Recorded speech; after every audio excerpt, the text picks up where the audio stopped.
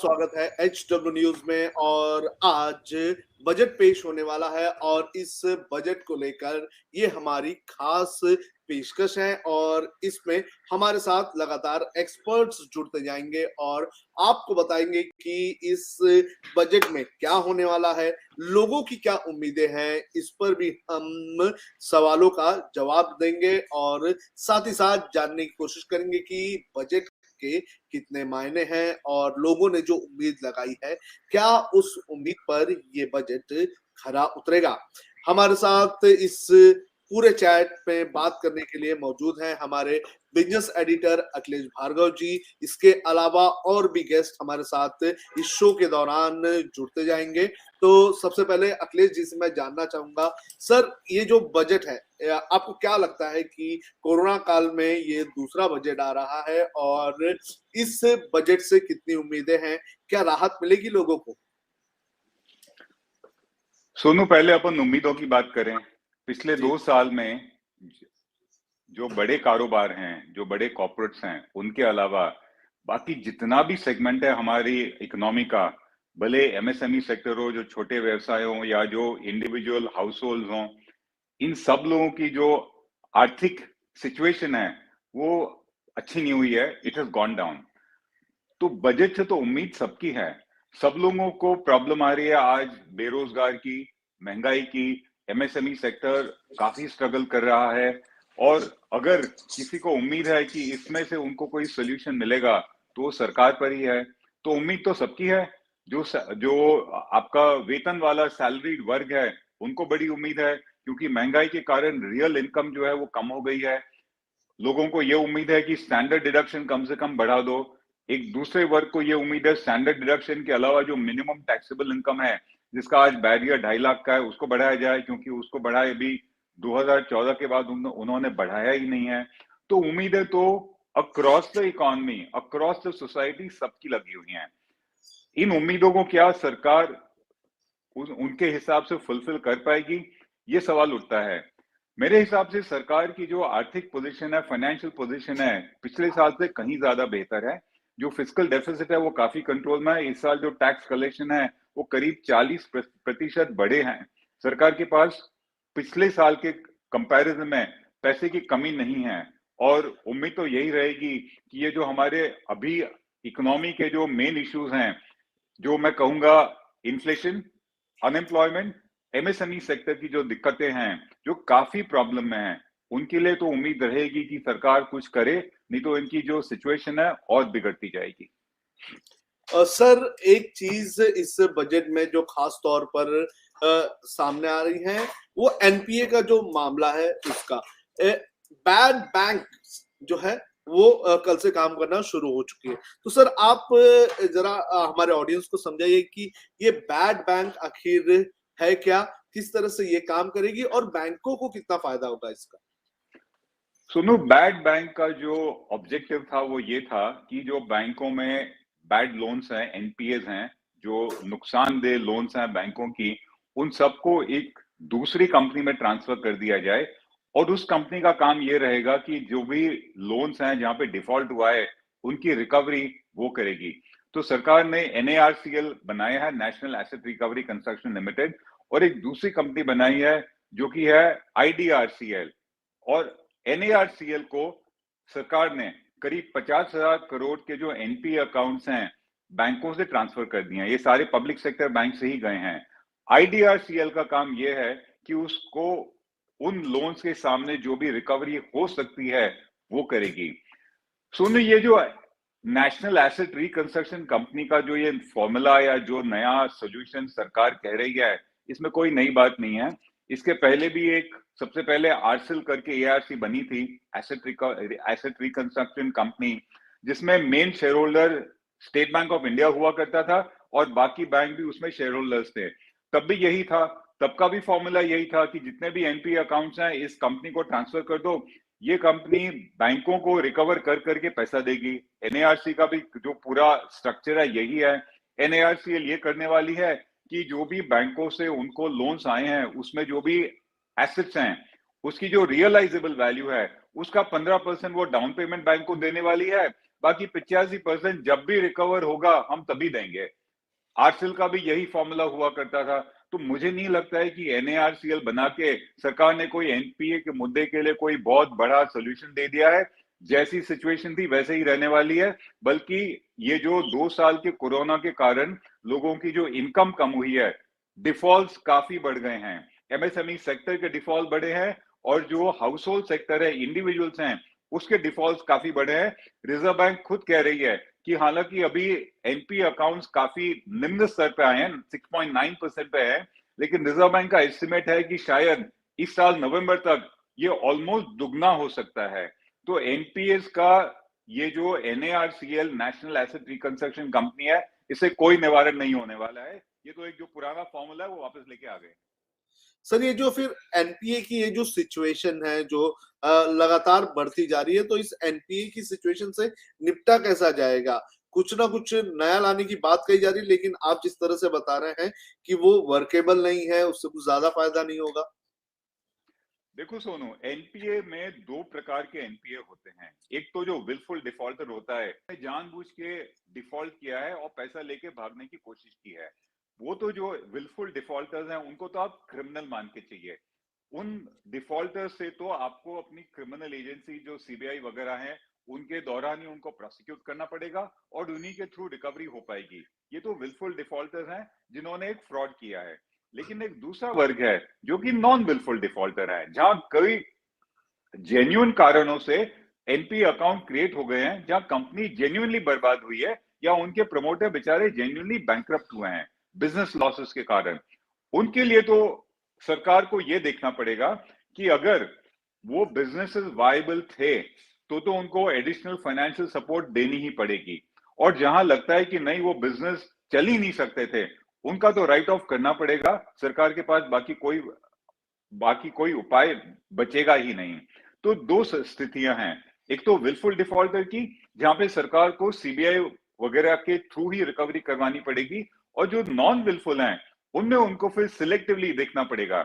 जहां पे भी जो कारोबार है वो वाइबल है, जो रिवाइव हो सकता है, उसको तो फाइनेंशियल सपोर्ट ढंग से देनी पड़ेगी, और जो ऐसे नहीं है उनका तो राइट ऑफ करना पड़ेगा। आपके पास और कोई उपाय नहीं है, क्योंकि जिसने बोरो किया है वो बेचारा खुद ही बैंकरप्ट हो गया है, वो आपको कहां से देगा।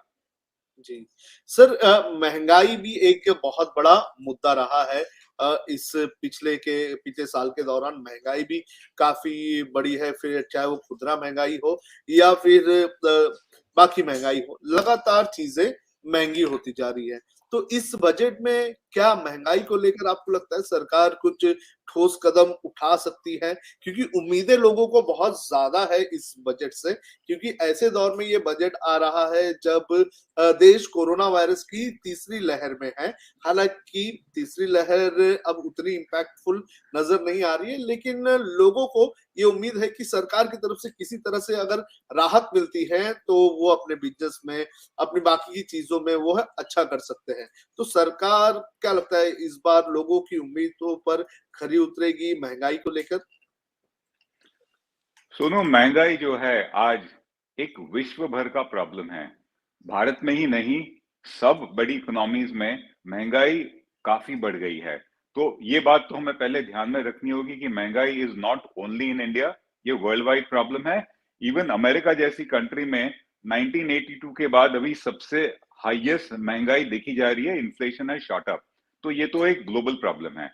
जहां तक कि इंडिया की बात है, देखो महंगाई से निपटने के 2 तरीके होते हैं। एक तरीका ये होता है कि आप लोगों को रोजगार दिलाइए, उनकी जो इनकम है वो बढ़ाइए, जिससे कि महंगाई की उनके ऊपर जो चोट है वो कम लगे। तो सबसे पहले तो बजट में अगर सरकार महंगाई को टैकल करना चाहती है तो नौकरियां या एम्प्लॉयमेंट की स्थिति सुधारनी पड़ेगी। ये सबसे पहला फॉर्मूला होता है कि आप लोगों की जेब में पैसे डालिए रोजगार के थ्रू, ताकि उनको महंगाई की मार इतनी न लगे। दूसरा ये होता है कि आप देश का जो ओवरऑल इकोनॉमी है, जो हमारी प्रोडक्शन की व्यवस्था है, जो हम सप्लाई चेन मैनेजमेंट कहते हैं, वो इतना सुधारिए कि प्रोडक्शन इस देश में बढ़े, जिससे कि महंगाई कम हो। तो डिमांड साइड और सप्लाई साइड दोनों को देखना पड़ेगा, और इस बजट में मैं उम्मीद करता हूं कि उस पर कोई ऐसे मेजर्स आने चाहिए कि महंगाई को एक मेन पॉइंट बना के उसका सोल्यूशन या उसको कम से कम किया जाए, उसका शमन करना जरूरी है। नहीं तो जो इंडिविजुअल सेक्टर है, जो गरीब वर्ग है, वो उनके लिए ये बहुत बड़ी भारी आपत्ति आई है और वो इसको कैसे उसके जूझ पाएंगे, ये एक बहुत बड़ा सवाल है। तो बजट में हम उम्मीद करते हैं कि ऐसे कोई मेजर्स आएंगे जिससे कि देश में नौकरियां बढ़े, या जो सैलरीड वर्ग है उनकी जो टैक्स फ्री इनकम है उसका लेवल बढ़ाइए। आज जो मिनिमम लेवल है 2.5 लाख का है, अब उसको बढ़ा के 5 लाख कीजिए, ताकि जो सैलरी एम्प्लॉय है उसकी जेब में पैसे ज्यादा आए, जिससे कि महंगाई को वो फेस कर सके। एक केपीएमजी का एक सर्वे भी था, उस सर्वे में भी लोगों ने काफी, जो सर्वे है उसमें लोगों ने ये एक्सपेक्ट किया है कि इस बार सरकार जो इनकम टैक्स का स्लैब है वो बढ़ाएगी और इसके साथ ही साथ एक तरह से रिलीफ मिलेगा। सोनू, मुझे आपका सवाल सुनाई नहीं दिया, कोई टेक्निकल प्रॉब्लम आ रही है? नहीं नहीं, मेरा ये कहना है, अभी आवाज आ रही है सर?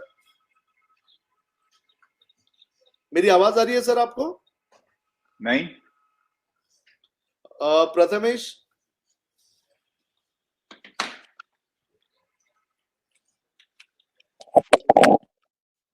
हेलो, मेरी आवाज आ रही है सर आपको? तो अभी की जो खबर आ रही है वो खबर मैं आपको पहले दे दूं। निर्मला सीतारमन राष्ट्रपति भवन पहुंची थी और वहां पर जो ये जो बजट है, इस बजट पर सिग्नेचर राष्ट्रपति ने कर दिए हैं, यानी कि राष्ट्रपति की मंजूरी इस बजट को। अब इस बजट को लेकर निर्मला सीतारमन जाएंगी पार्लियामेंट। वहां पर जो कैबिनेट है, जो मोदी कैबिनेट है, उस कैबिनेट की एक बैठक होगी और इस बैठक में इस बजट को अप्रूव किया जाएगा और फिर निर्मला सीतारमन चली जाएंगी पार्लियामेंट में। पहले लोकसभा में ये बजट पेश किया जाएगा और उसके बाद राज्यसभा में ये बजट पेश किया जाएगा। और इस बजट की अगर बात करें तो इस बजट में क्या होगा ये देखना बहुत ज्यादा जरूरी है, क्योंकि ये बजट ऐसे समय में आ रहा है जब देश को सरकार से काफी ज्यादा उम्मीदें हैं। अखिलेश भार्गव हमारे साथ जुड़े हुए हैं। सर, इस बार जो कल ही हमने इकोनॉमिक सर्वे जो देखा, उसके अंदर हमने देखा कि जो ग्रोथ है वो 8.5% जो है वो एक्सपेक्ट की गई है। तो आपको क्या लगता है, जो हालात इसमें बने हुए हैं, जो हमारे अलग अलग सेक्टर्स की जो हालत है, उससे क्या लगता है कि जो उम्मीद की जा रही है कि 8.5% तक हम हमारा जो ग्रोथ है वो पहुंच पाएगा?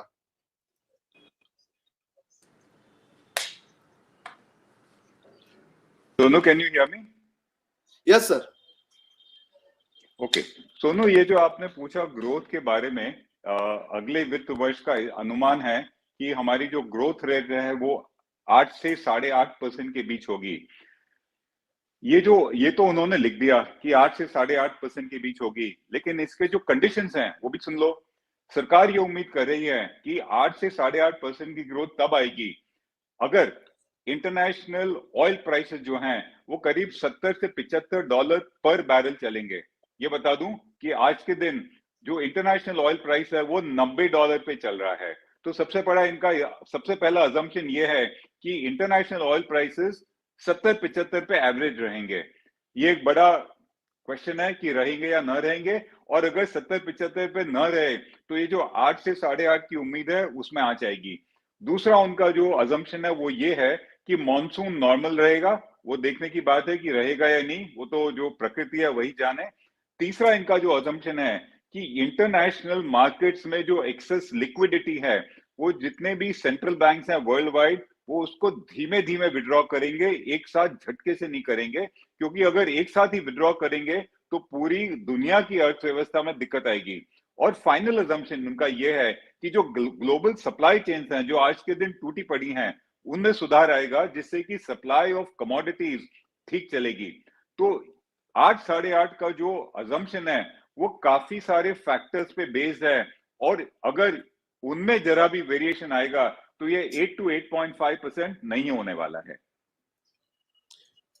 सर इसके अलावा जो बात करें तो प्रोडक्ट्स की, कमोडिटी मार्केट की अगर बात करें या फिर इलेक्ट्रॉनिक गुड्स की अगर बात करें तो इनमें भी काफी ज्यादा प्राइस में उछाल देखने मिला है। तो ये जो खास तौर पर स्मार्टफोन इंडस्ट्रीज जो है वो भी काफी ज्यादा एक्सपेक्टेशन रख रही है इस बजट से। तो क्या इन्हें लगता है इन्हें कितनी राहत देनी चाहिए और इनके लिए क्या करना चाहिए? सुनो देखो, आज के दिन एक स्मार्टफोन या सर एक आपका सेलफोन वीडियो जो चला है गया। वो, सुनो। सर आपका वीडियो नहीं आ रहा है। हाँ, मेरा वीडियो नहीं आ रहा है। वो शायद से वीडियो बंद हुआ होगा।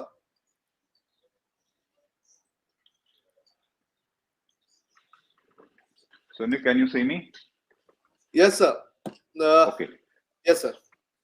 सुनो, जो स्मार्टफोन है, मेरे हिसाब से आज के दिन एक सेलफोन या एक स्मार्टफोन एक बेसिक नेसेसिटी हो गया है। और जी इस सेक्टर को तो हमें राहत देनी ही पड़ेगी, क्योंकि अब वो आम आदमी की जिंदगी से कनेक्टेड है। इनकी जो डिमांड्स हैं उनमें मेन इश्यूज ये हैं कि चिप्स की प्रॉब्लम्स आती है, और कमोडिटीज, इनके जो कुछ रेयर मेटल्स हैं उनकी प्रॉब्लम्स आ रही हैं।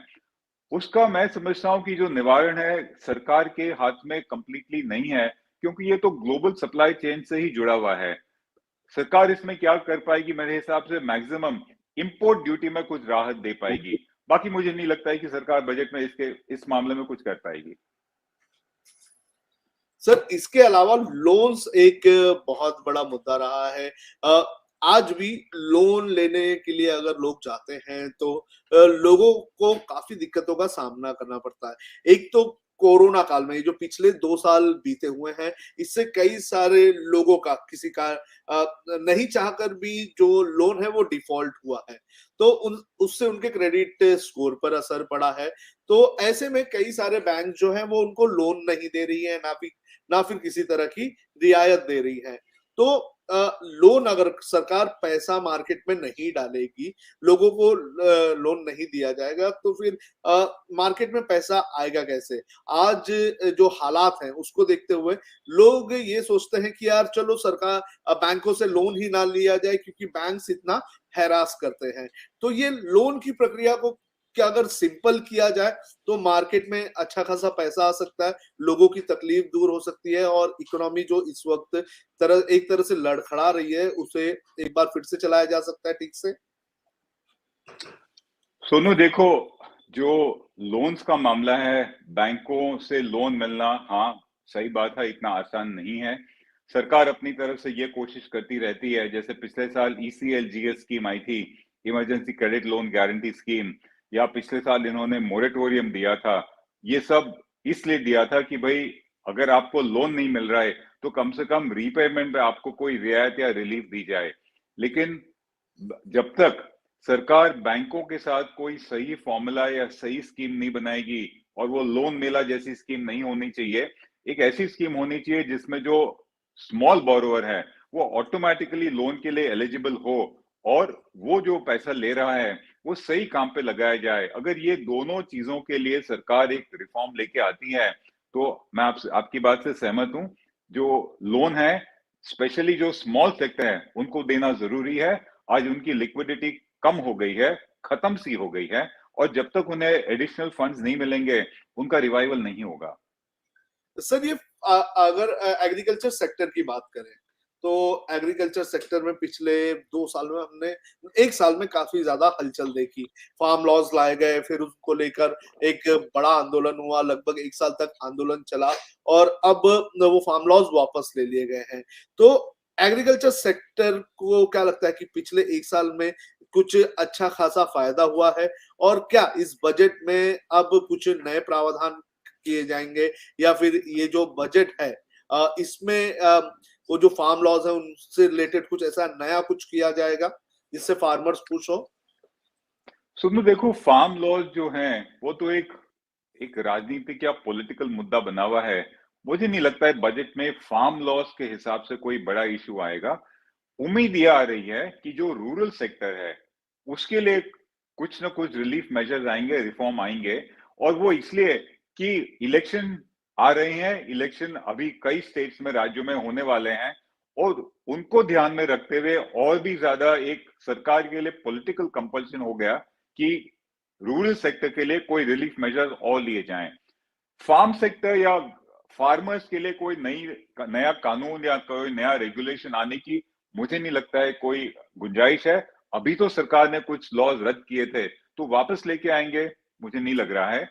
और जहां तक रूरल सेक्टर है, 2020 में रूरल सेक्टर ने अच्छी ग्रोथ दिखाई थी, 2021 में भी दिखाई है, और वो इसलिए है कि मॉनसून करीब करीब बढ़िया रहा था दोनों सालों में। इस साल की भी जो उपज है इज गुड। अगले साल जो मॉनसून है उसके ऊपर डिपेंड करेगा कि रूरल सेक्टर की हालत क्या है। लेकिन एक बात नोट करनी चाहिए कि पिछले 12 महीने में जो रूरल सेक्टर में कारोबार या जो रूरल जॉब्स हैं उसमें कमी आई है। जी, जाहिर तौर पर रूरल जॉब्स में कमी आई हुई है। हमारे साथ हमारी सहयोगी स्वर्णा भी जुड़ चुकी हैं, जो इस वक्त दिल्ली में है और पार्लियामेंट परिसर के पास है। उनसे भी हम कनेक्ट करेंगे और जानने की कोशिश करेंगे कि वहां पर इस वक्त क्या माहौल बना हुआ है, निर्मला सीतारमन कहाँ पहुंची है और कितने वक्त में बजट पेश किया जाएगा। जो मीटिंग होगी, जो कैबिनेट मीटिंग होगी, उस मीटिंग में कब इस बजट को अप्रूव किया जाएगा और उसके अंदर की और क्या-क्या बातें हैं। फिलहाल थोड़ा समय लग रहा है हमें स्वर्णा से कनेक्ट होने के लिए, लेकिन अखिलेश जी हमारे साथ जुड़े हुए हैं। स्वर्णा भी हमारे साथ कनेक्ट हो चुकी है। सर, मैं स्वर्णा के पास पहले जानना चाहूंगा, स्वर्णा, इस वक्त क्या क्या माहौल है वहां पर और आप लोगों से मिल चुकी हैं, लोगों की क्या उम्मीद है? मैं आपको यहाँ का मंजर बता दूं। अभी थोड़ी देर पहले ही यहाँ पर वित्त मंत्री निर्मला सीतारमन की जो गाड़ी है वो यहाँ से गुजरी है। मैं आपको बता दूं, उससे थोड़ी देर पहले ही जो हमारे गृह मंत्री हैं अमित शाह, उनकी गाड़ी भी यहाँ से निकली थी और अनुमान लगाया जा रहा है कि अभी कुछ ही देर में प्रधानमंत्री नरेंद्र मोदी भी यहाँ से अंदर जा सकते हैं। मैं आपको बता दूं कि निर्मला सीतारमन पारंपरिक तरीके से राष्ट्रपति से अनुमति ले चुकी हैं बजट को लेकर। अब थोड़ी देर में कैबिनेट की मीटिंग होगी जिसमें बजट पर मोहर लगेगी। उसके बाद 11 बजे आज बजट पेश किया जाएगा। स्वर्णा, आप वहां पर लोगों से मिल चुकी हैं दिल्ली में, तो आप दिल्ली में खासतौर पर लोगों की क्या उम्मीदें हैं, क्या तकलीफें हैं?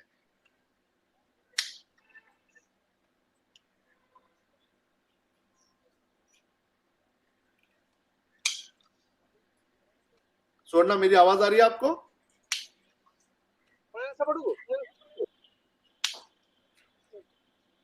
चलिए, स्वर्णा से हम फिर से कनेक्ट होंगे। अखिलेश जी हमारे साथ मौजूद हैं। अखिलेश सर, सबसे अहम मुद्दा अगर हमारे देश में अगर देख लिया जाए तो छोटे व्यापारी जो होते हैं वो बड़े पैमाने पर रोजगार देते हैं। तो छोटे व्यापारियों को कितना रिलैक्सेशन देने की जरूरत है और उनके लिए क्या-क्या कदम उठाने की जरूरत है? सोनू, छोटे व्यापारियों की स्थिति काफी नाजुक है और मैं समझता हूं कि उनको कई मेजर्स चाहिए रिलीफ के। सबसे पहले तो उनकी जो कंप्लायंस है, जिसके कारण छोटे व्यापारियों को काफी बर्डन आता है, वो कम करनी है। उनको जो कानून अप्लाई होते हैं अभी भी बड़े कॉम्प्लिकेटेड हैं, उसका कंप्लायंस आसान नहीं है, और जहां उनके कंप्लायंस में डिफॉल्ट आती है उनके ऊपर बड़ी भारी पेनल्टीज लग जाती हैं। सबसे पहले तो कंप्लायंस का जो मुद्दा है उसको देखना है। दूसरा, जिन लोगों के पास पैसे नहीं है, 2 साल तक दिक्कतें आई हैं, उनको किसी प्रकार की कैपिटल हेल्प करनी ही पड़ेगी, नहीं तो उनके पास स्वयं के पास पैसे नहीं है अपना रिवाइवल करने के लिए। तीसरा, इनकी जो इनकम टैक्स की दरें हैं अभी भी बड़े कॉर्पोरेट्स के कंपैरिजन में कहीं ज्यादा हैं। इनको किसी प्रकार का कंसेशनल टैक्स का फॉर्मूला देना ही पड़ेगा। सबसे बड़ी जरूरत यह है कि छोटे व्यापारी, छोटे कारोबारी, एमएसएमई सेक्टर, अनऑर्गेनाइज सेक्टर, इनको इनकी जो कैश फ्लो है उसमें पैसे का डालना जरूरी है। भले आप टैक्स की दरें कम करिए, भले आप उनको एक इमरजेंसी लोन दीजिए, भले आप उनके लिए एक कंसेशनल लोन स्कीम निकालिए, ये आपके ऊपर है। लेकिन सबसे अहम मुद्दा है कि उनकी जो फाइनेंसेस हैं वो करीब करीब खत्म हो चुकी हैं, उनको रिवाइव करना बहुत जरूरी है। सर, अगर बात करें मार्केट की, तो पिछले कुछ वक्त में हमने देखा है कि मार्केट एक तरह से पूरी तरह से धराशायी हुआ है। हर दिन मार्केट में हजार हजार पॉइंट जो है वो नीचे गिरे हैं। तो अगर मार्केट में सरकार को विश्वास दिलाना है तो आज का बजट उस नजर से कितना महत्वपूर्ण है, और क्या लगता है कि मार्केट में लोगों का जो भरोसा है वो बनाने के लिए सरकार क्या क्या कदम उठा सकती है? देखो सोनू, मार्केट का जहां तक इश्यू है, सबसे पहले तो ये बता दें कि मार्केट और रियल इकोनॉमी में कोई कनेक्शन रहा ही नहीं है। लेकिन फिर भी अगर मार्केट और बजट में हमें कोई कनेक्शन देखना है या वो कारण देखना है जिसके कारण मार्केट में उछाल आना चाहिए, तो सबसे पहले वो है कि मार्केट ये देखेगी कि क्या बजट एक ग्रोथ ओरिएंटेड बजट है या नहीं। दूसरा, मार्केट देखेगी कि जो सरकार की वित्तीय पोजीशन है, फिस्कल डेफिसिट है, उसपे किस प्रकार के मेजर्स आए हैं, कंट्रोल में है या नहीं है। तीसरा ये आएगा कि जो एमएसएमई सेक्टर है जिसको बहुत रिलीफ की जरूरत है, उसके लिए कोई मेजर्स है या नहीं, क्योंकि जैसे आपने बताया एमएसएमई सेक्टर जो है हमारे देश का सबसे बड़ा जॉब प्रोवाइडर है और वो सेक्टर सफर कर रहा है। उसके लिए क्या मेजर्स आए हैं, रिलीफ मेजर आए हैं, वो देखेगी मार्केट। और ये देखेगी कि जो टैक्सेशन है उसमें कोई बड़ी चेंजेस नहीं आने चाहिए। अगर इन विषयों पे मार्केट को लगा कि बजट अच्छा है तो मार्केट में उछाल जरूर आएगा। इस उम्मीद में कल उछाल आ चुका है और आज सुबह से सेंसेक्स 500 पॉइंट बढ़ गया है। ये मेरे स्क्रीन पे लेटेस्ट न्यूज आई थी। तो मार्केट के लिए यही मुद्दे हैं। अगर इन पे कोई मेजर आए जिससे मार्केट को लगेगा कि हाँ, ये ग्रोथ ओरिएंटेड बजट है और सरकार की जो फाइनेंशियल पोजीशन है, सरकार की जो एक्चुअल कैश फ्लो पोजीशन है वो अच्छी चल रही है, तो शायद मार्केट के लिए एक दूसरा एक्सक्यूज आ जाएगा कि चलो उछाल लाया जाए। जाहिर सी बात है, मार्केट के लिए उछाल लाने के लिए सरकार जो कदम उठाएगी वो काफी ज्यादा महत्वपूर्ण होगा। सर, अगर बात करें एक लेमैन की, तो लेमैन के लिए सरकार ने क्या करना चाहिए, और खास तौर पर जो इंफ्रास्ट्रक्चर प्रोजेक्ट है, जिस तरह से हम अभी रेलवेज में देख रहे हैं, इनका जो प्राइवेटाइजेशन हो रहा है, बैंकों के जो प्राइवेटाइजेशन हो रहे हैं, तो आपको क्या लगता है ये सही कदम है, और इससे हमारी इकोनॉमी में कितना पैसा पंपिंग हो सकता है, और साथ ही साथ इससे कितना फायदा उस सेक्टर को होगा? सुनो, जहां तक आम आदमी की बात है, दो ही मुद्दे हैं, बेरोजगारी और महंगाई। और जहां तक कैपिटल एक्सपेंडिचर और प्रोजेक्ट्स की बात है, सरकार ने ये जो है कैपिटल एक्सपेंडिचर है उसको एक करीब करीब अपनी मेन पॉलिसी बना रखी है, और वो सही भी है। अगर 2 साल से हमारी इकोनॉमी इतनी वीक है कोरोना के कारण, तो किसी को तो खर्चा या स्पेंडिंग करनी पड़ेगी और वो स्पेंडिंग सरकार ही कर सकती है। पिछले बजट में सरकार ने जो कैपिटल एक्सपेंडिचर है उसका बजट बढ़ा दिया था, 4.5 लाख से 5.5 लाख करोड़ करीब करीब कर दिया था। इस बजट में उम्मीद है कि वो बढ़कर करीब 8 लाख करोड़ होगा। और अगर इंफ्रास्ट्रक्चर प्रोजेक्ट पे सरकार इस पैमाने पे खर्चा करेगी तो रोजगार मिलेगा, कारोबारों को बिजनेस मिलेगा और फाइनली जो छोटा कारोबारी है उसकी भी आय बढ़ेगी। तो सरकार को इंफ्रास्ट्रक्चर प्रोजेक्ट पे खर्चा तो बढ़ाना ही पड़ेगा। और कंसेंसस ये है कि कैपिटल एक्सपेंडिचर का जो गवर्नमेंट का बजट है इस वर्ष भी बढ़ाया जाएगा। सर, टेलीकॉम इंडस्ट्री भी बहुत ज्यादा बूमिंग रही हमारे देश में, लेकिन अब टेलीकॉम इंडस्ट्री में 3 ही हमारे पास प्लेयर है। उसमें से भी जो एयरटेल की और वोडाफोन की हालत की अगर बात करें तो हालात कुछ इतने अच्छे नहीं हैं। तो मार्केट में टेलीकॉम इंडस्ट्री में सरकार को क्या कदम उठाना चाहिए, और इस बजट से टेलीकॉम सेक्टर को कुछ राहत मिलने की उम्मीद है?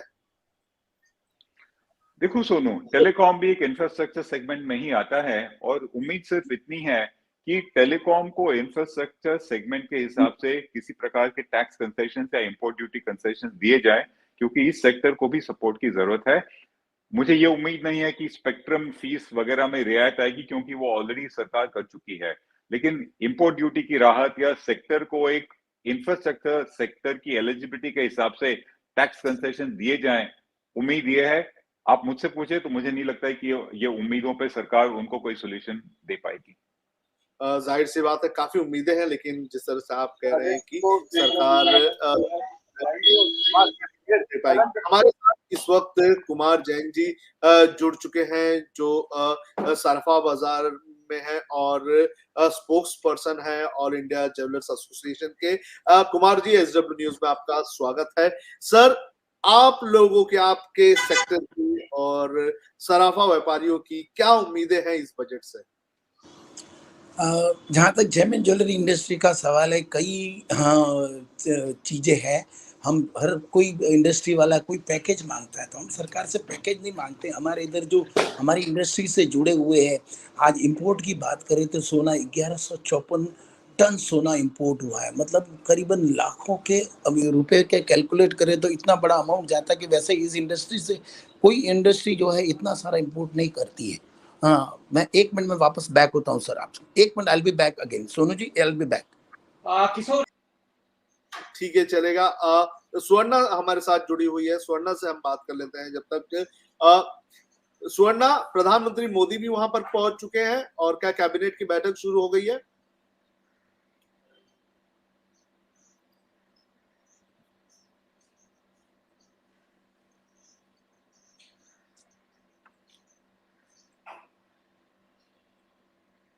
लगता है स्वर्णा से हमारा कनेक्शन होता हुआ नहीं दिख रहा। स्वर्णा की आवाज हमारे पास फिलहाल नहीं आ रही है।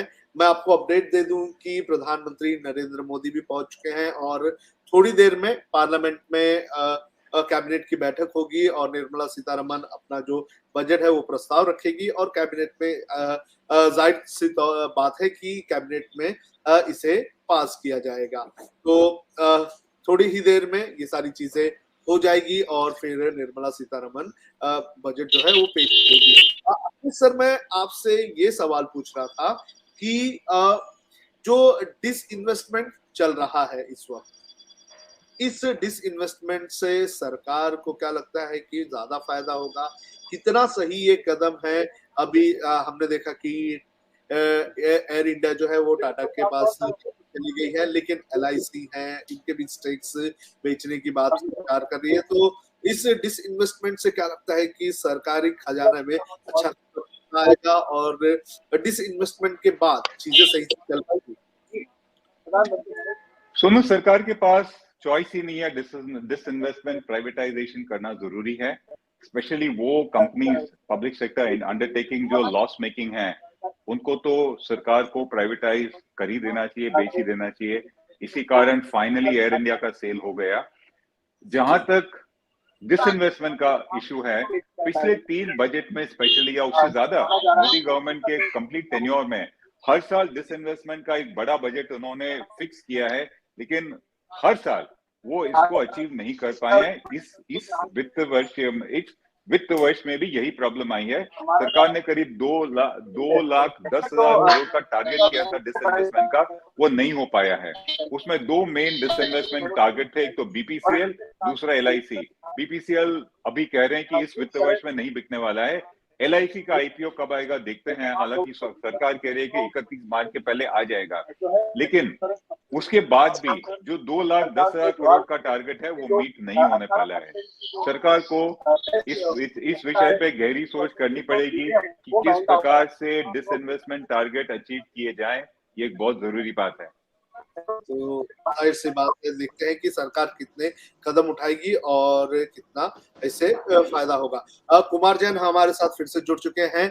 सर, आप बता रहे थे कि आपके सेक्टर को कितनी उम्मीदें हैं, क्या एक्सपेक्टेशन लगा के रखे हैं आप लोगों ने?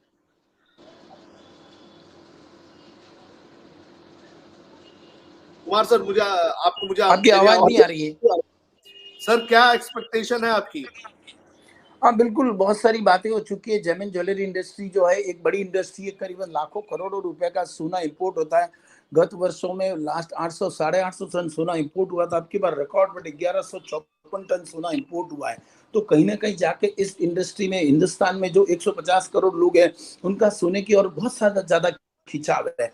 और खिंचाव होने की वजह से एक अच्छा सा इन्वेस्टमेंट में इस कोरोना वायरस की महामारी में जिन्होंने प्राइवेट ट्रीटमेंट लिया उनको 5 लाख और 10 लाख रुपए का पैसा भरना पड़ा। और महामारी 2 से 2.25 साल तक चली और अभी भी ओमिक्रॉन की जो आसार है, तो कहीं ना कहीं जाके इससे भी क्या आगे होगा कुछ अंदाज नहीं।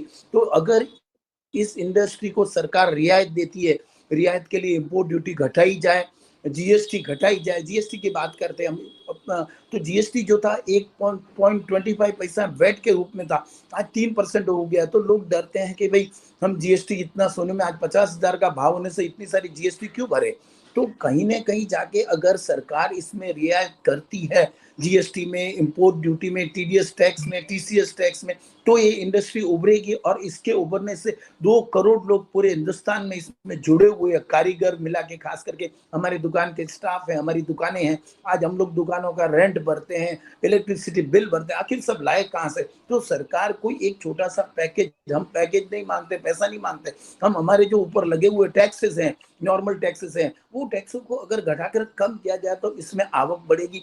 आज ज्यादा करके 60 से 65% माल जो बिकता है सोने का रूरल एरिया में बिकता है। रूरल एरिया में हमारे किसान हैं, हम सरकार हमारे हर बजट में किसानों को फायदा ही फायदा देती है। तो ये भी किसानों से जुड़ा वही इंडस्ट्री है, और इसकी वजह से सरकार को कुछ ना कुछ, हमारे आदरणीय सीतारमन जी जो है कुछ फायदा करेगी, ऐसी हम आशा और गुहार लगा के बैठे हैं।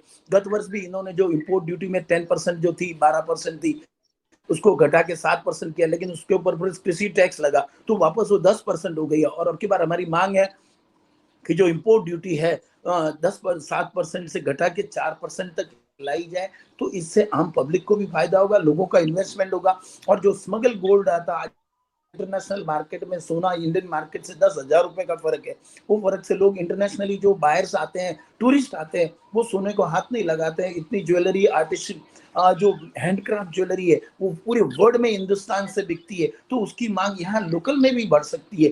उसका कारण है अगर क्यों सरकार को एक जो, लेकिन लोकल में लोग बाय नहीं करते क्योंकि वो देखते कि हमारी कंट्री में से इंडिया में 10,000 का भाव है, तो लोग सहम जाते हैं। और हमेशा आदमी खर्चा करता है तब कैलकुलेट करता है हमेशा हर चीजें। तो सरकार यहाँ पे अगर थोड़ा कॉन्सेंट्रेट करके इंपोर्ट ड्यूटी कम करती है, जीएसटी जो 1.25% था 3% की, वो भी अगर कम करे, टीडीएस और टीसीएस टैक्स जो लगते हैं वो भी अगर थोड़े कम किए जाए, तो कहीं ना कहीं जाके यहाँ पे एक अच्छा डेवलपमेंट आएगा। और जो 2.5 साल से इंडस्ट्री पूरी बैठ गई है, थम गई है, उस इंडस्ट्री में एक अच्छा सा मूवमेंट आएगा। ऐसे ही हम हमारी आदरणीय सीतारामन जी से निवेदन करते हैं और आशा रखते हैं कि कुछ ना कुछ अपने पिटारे से कुछ खोल के हमारी जेमिन ज्वेलरी इंडस्ट्री को देगी। सर, पिछले 2 साल में मार्केट का क्या हाल रहा? सराफा बाजार में क्या कस्टमर्स अच्छे उस तरह से आए जो पहले 2019 के पहले आते थे? आपका आवाज नहीं आ रही, प्लीज क्वेश्चन रिपीट कीजिए। पिछले 2 सालों में सर क्या हालात बने वहां पर? किस तरह से कस्टमर्स की संख्या बढ़ी है, घटी है इस कोरोना काल के दौरान? बिल्कुल 2-2.25 साल से बिल्कुल मामला ठप था। और सोना भी कोरोना वायरस की महामारी के पहले 30,000 था, अब सोना बढ़कर 50,000 हुआ है।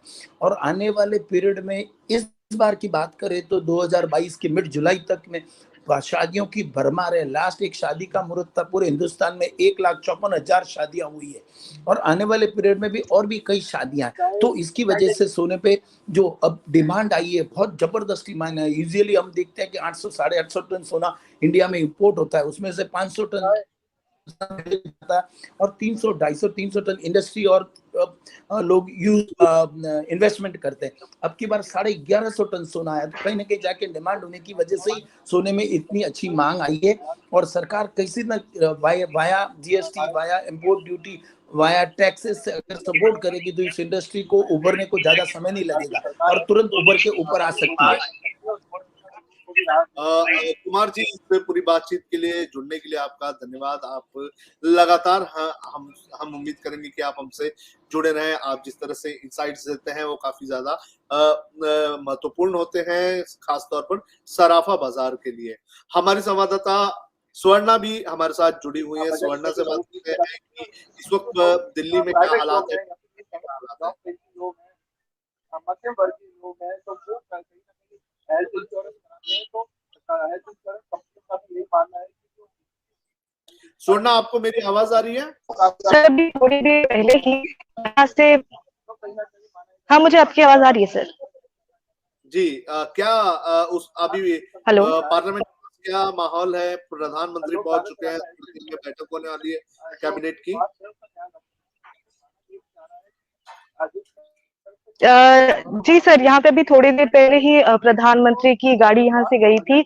रक्षा मंत्री और जो वित्त मंत्री थी वो भी पहुंच चुकी है। कैबिनेट की मीटिंग जो है वो कहा जा रहा है 12:30 से शुरू होगा, जिससे कि जो बजट 2022 है उस पे मोहर लग जाएगी और 11 बजे से वित्त मंत्री निर्मला सीतारमण बजट 2022 को पार्लियामेंट में पेश करेंगी। स्वर्णा, आप दिल्ली के लोगों से मिली, दिल्ली के लोगों की क्या उम्मीदें हैं, क्या परेशानी?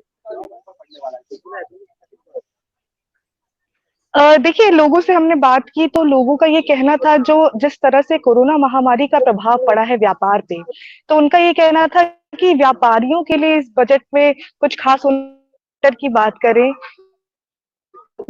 जिस तरह से मेडिक्लेम इंश्योरेंस पे जीएसटी का जो होता है उसमें छूट होनी चाहिए, जिससे कि जो ट्रीटमेंट होता है वो चीप हो सके। वहीं पर किसानों की बात करें तो पिछले बार भी जो बजट पेश किया गया उसमें कहा गया था कि किसानों की आय दोगुनी की जाएगी। किसानों का भी कहना है कि अभी तक ऐसा आगे साल दोगुनी नहीं हुई है, तो आगे और क्या होना है इस पर ये इस साल के बजट पे देखने को मिलेगा। स्वर्णा, इस पूरी बातचीत के लिए आपका धन्यवाद। स्वर्णा जो इस वक्त दिल्ली में पार्लियामेंट के पास मौजूद है, हमें पल की अपडेट्स स्वर्णा दे रही हैं। पार्लियामेंट में प्रधानमंत्री नरेंद्र मोदी पहुंच चुके हैं, वित्त मंत्री निर्मला सीतारमण पहुंच चुके हैं और इसके साथ जो दूसरे कैबिनेट मिनिस्टर हैं मोदी कैबिनेट के वो भी पहुंच चुके हैं और अब थोड़ी ही देर में एक कैबिनेट बैठक होगी। हालांकि ये कैबिनेट बैठक एक औपचारिकता होती है, क्योंकि ये जो बजट होता है उसे कैबिनेट से पास करवाना होता है, तो निर्मला सीतारमण उन्हें उसे पास करवाएगी और फिर वो पार्लियामेंट लोकसभा में चली जाएंगी और फिर वो इस बजट को पेश करेगी। तो फिलहाल इस शो में इतना ही। अब हम सीधे आपसे 11 बजे जुड़ेंगे, जहां पर हम आपको सीधा प्रसारण दिखाएंगे लोकसभा का, जहां पर वित्त मंत्री निर्मला सीतारमण साल 2022-23 का बजट पेश करेंगी। HW न्यूज से जुड़ने के लिए आप सभी लोगों का धन्यवाद।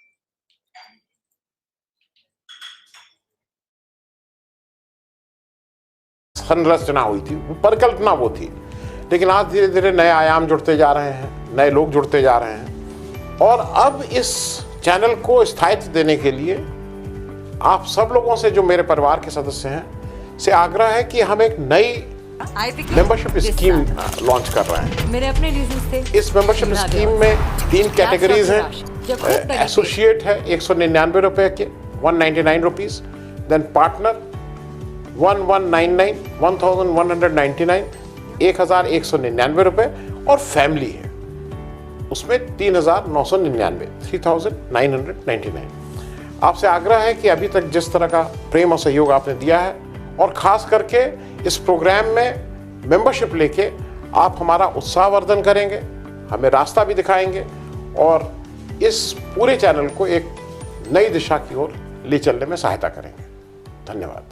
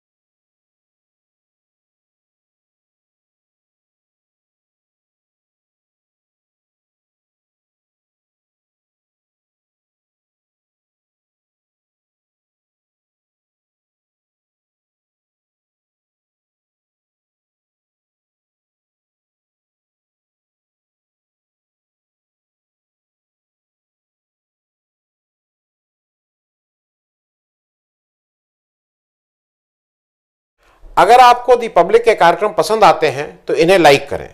अगर आप इस वीडियो को YouTube पर देख रहे हैं तो चैनल को सब्सक्राइब करें और अगर आप इसे Facebook पर देख रहे हैं तो दी पब्लिक के पेज को लाइक करें। अगर आप चाहते हैं कि हम निष्पक्ष पत्रकारिता को जारी रखते हुए आपसे जुड़े मुद्दों पर सवाल उठाते रहें तो हमें सहयोग करें। आपका छोटा से छोटा सहयोग भी इस मुहिम को जारी रखने में हमें ताकत देगा। डोनेट करने के लिए डिटेल्स जो हैं वो डिस्क्रिप्शन बॉक्स में दी गई हैं। धन्यवाद।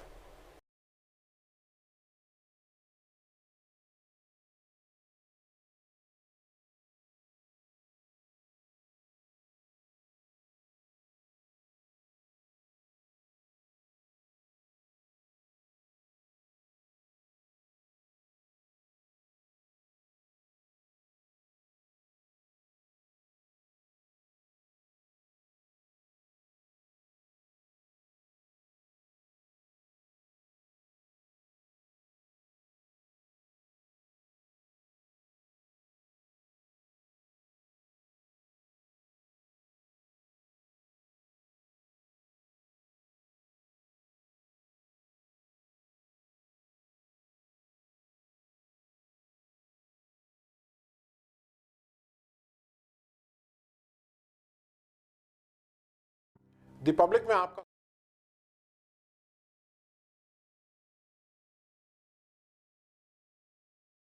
स्वागत है। हम लोगों ने ये सफर करीब 3 साल पहले डगमगाते हुए शुरू किया था। आज आप लोगों का प्रेम के साथ हम 2 लाख से ऊपर का परिवार हो गए हैं। अब चूंकि परिवार बड़ा हो गया है तो थोड़ी जिम्मेदारी बढ़ गई है, जिम्मेदारी भी बढ़ गई है, काम भी बढ़ गया है। और पिछला 1-1.25 वर्ष तो एक तरह से कोरोना और कोविड के ही भेंट चढ़ गया। आप उसी से जूझ रहे हैं, कुछ ना कुछ। कोई भी ऐसा दिन नहीं है जब आप कोविड या कोरोना की समस्या से ना हो। जब हमने ये सफ़र शुरू किया था तो मूल रूप से हम एक पॉलिटिकल एनालिसिस और कुछ अपने सामाजिक दायित्व का निर्वाह करने के लिए इसकी संरचना हुई थी, परिकल्पना वो थी। लेकिन आज धीरे धीरे नए आयाम जुड़ते जा रहे हैं, नए लोग जुड़ते जा रहे हैं। और अब इस चैनल को स्थायित्व देने के लिए आप सब लोगों से, जो मेरे परिवार के सदस्य हैं, से आग्रह है कि हम एक नई मेंबरशिप स्कीम लॉन्च कर रहे हैं। इस मेंबरशिप स्कीम में 3 कैटेगरीज हैं। एसोसिएट है 199 रुपए के, 199 rupees. Then partner 119। Expect from the budget and what exactly is going to be the key driving factors in the budget of that particular year. So today also we are going to discuss this. This is Nirmala Sitharaman's second budget that will be presented during the COVID-19 pandemic times. As you all know, a lot of challenges await India. India is still facing a lot of challenges in terms of economy, and the budget is something that people look up to give a direction to this economy. So this time around, Nirmala Sitharaman has already reached the parliament. Prime Minister Narendra Modi has also reached the parliament. There will be a cabinet meeting that will be conducted, and the cabinet will approve the budget. And after that, at 11 a.m., Nirmala Sitharaman will present the budget in the parliament for everybody. Now, yesterday also economic survey was presented in the parliament, and economic survey discussed a lot of things about Indian economy. So we are also going to discuss about that in this this show today. But before that, let me tell you that we are joined by our business editor, Mr. Akhilesh Bhargava. So he is going to tell us about what to expect from this budget. So first of all, my question to you is, we are talking a lot about COVID-19 vaccination and the booster doses. Will this budget be a booster dose for economy? Good question, Aarti. Aarti, before we talk what can be a booster dose, let's actually see what ails the economy, because then you would probably be able to appreciate what is the kind of booster dose possible. What ails the economy today primarily is, according to me, 4 issues. I'm talking about the burning issues. The first, of course, is inflation. The second is the fact that unemployment remains at very high levels. The third is the MSME sector is in a major problem. And the fourth is that private sector investments in new projects are not forthcoming at all. These are the main issues which I think need to be addressed by the budget in 3 ways. The first way is we need short-term solutions. The second is we need a medium-term strategy. And the third is we need a long-term vision. Very often, the statement comes from the government that the budget is just a mere cash flow statement of the government. Where do they get their money and where would they spend it? But I would always differ. The budget is supposed to set up a roadmap for the country's economic growth for a longer-term strategy. It has been missing for the last few years, if I have to say so. I do not really see a strategy, except for making loud announcement that we are going to have a 5 trillion economy by 2025. But how are we really going to reach there? Those nuts and bolts have not been answered. Coming to the present budget, inflation is a big issue. Inflation is a big issue not just in India, but worldwide. It is at historic highs all over the world. If you take America as an economy, inflation is at a highest rather since 1982. If you take EU, it is at a high of a decade. So inflation remains high worldwide. India is no exception. In our case also, it is at a decade high. The government needs to do something about it. There are 2 ways to do it, Aarti. One way is increase the income of the people concerned, of the households in particular, so that they are able to combat inflation. So if prices have gone up, incomes also must be made to go up. And that is particularly for the household sector and for the MSME sector. So the solution for incomes to go up, which let us see whether the budget comes up with anything, is measures to increase employment in the country. The second way income can go up for these sectors is reduce the tax rates. If you pay lower taxes, your net income automatically goes up. So that is as far as the income side problem is concerned. On the expenditure side, the government will need to work on supply disruptions to improve the production and supply of goods so that automatically the inflation impact starts going down because the supply of goods would go up. I hope the government does something about it, because to me, it also is a huge election issue, Aarti. The second issue that has been burning since the last many years is unemployment. Unemployment remains at again a multi-decade high. The government has been promising jobs, they have not come. And the reason that they have not come is that the private sector is not willing to invest at all. And unless private sector investments don't come in, unemployment is not going to be resolved. Connected with that, Aarti, is the fact that the MSME sector is in the doldrums. It happens to be the biggest employment provider in the country. And till this sector's struggles are not ameliorated, you are going to again have unemployment. So somewhere all these are linked. Inflation, struggling MSME sector, the private sector not willing to invest, and of course, inflation remaining at such a big high. I hope the budget recognizes these and comes up with short-term, medium-term, and long-term solutions. So the economic survey yesterday predicted that Indian economy will grow by more than 9% in the financial year. There are several estimates by financial institutions. IMF has predicted that 9% will be the growth of GDP of India.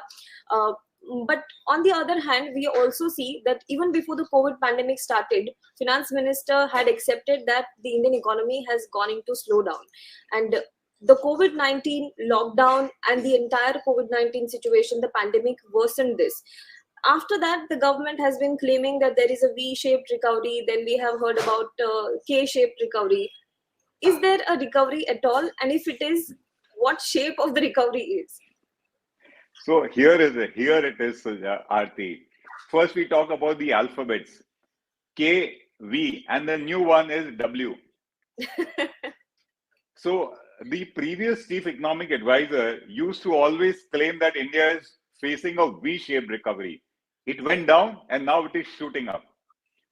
We kept saying at the most it is a K-shaped recovery, wherein the big sector is doing very well and the small sector has collapsed. So one arm of the alphabet has gone up, the other has gone down. So the popular perception was K-shaped. The pessimist said it is L-shaped. It has fallen flat and it is not going up at all. And now the new alphabet, which has come in with the new chief economic advisor, is W-shaped. That with each lockdown, it went down, went up, went down, and went up.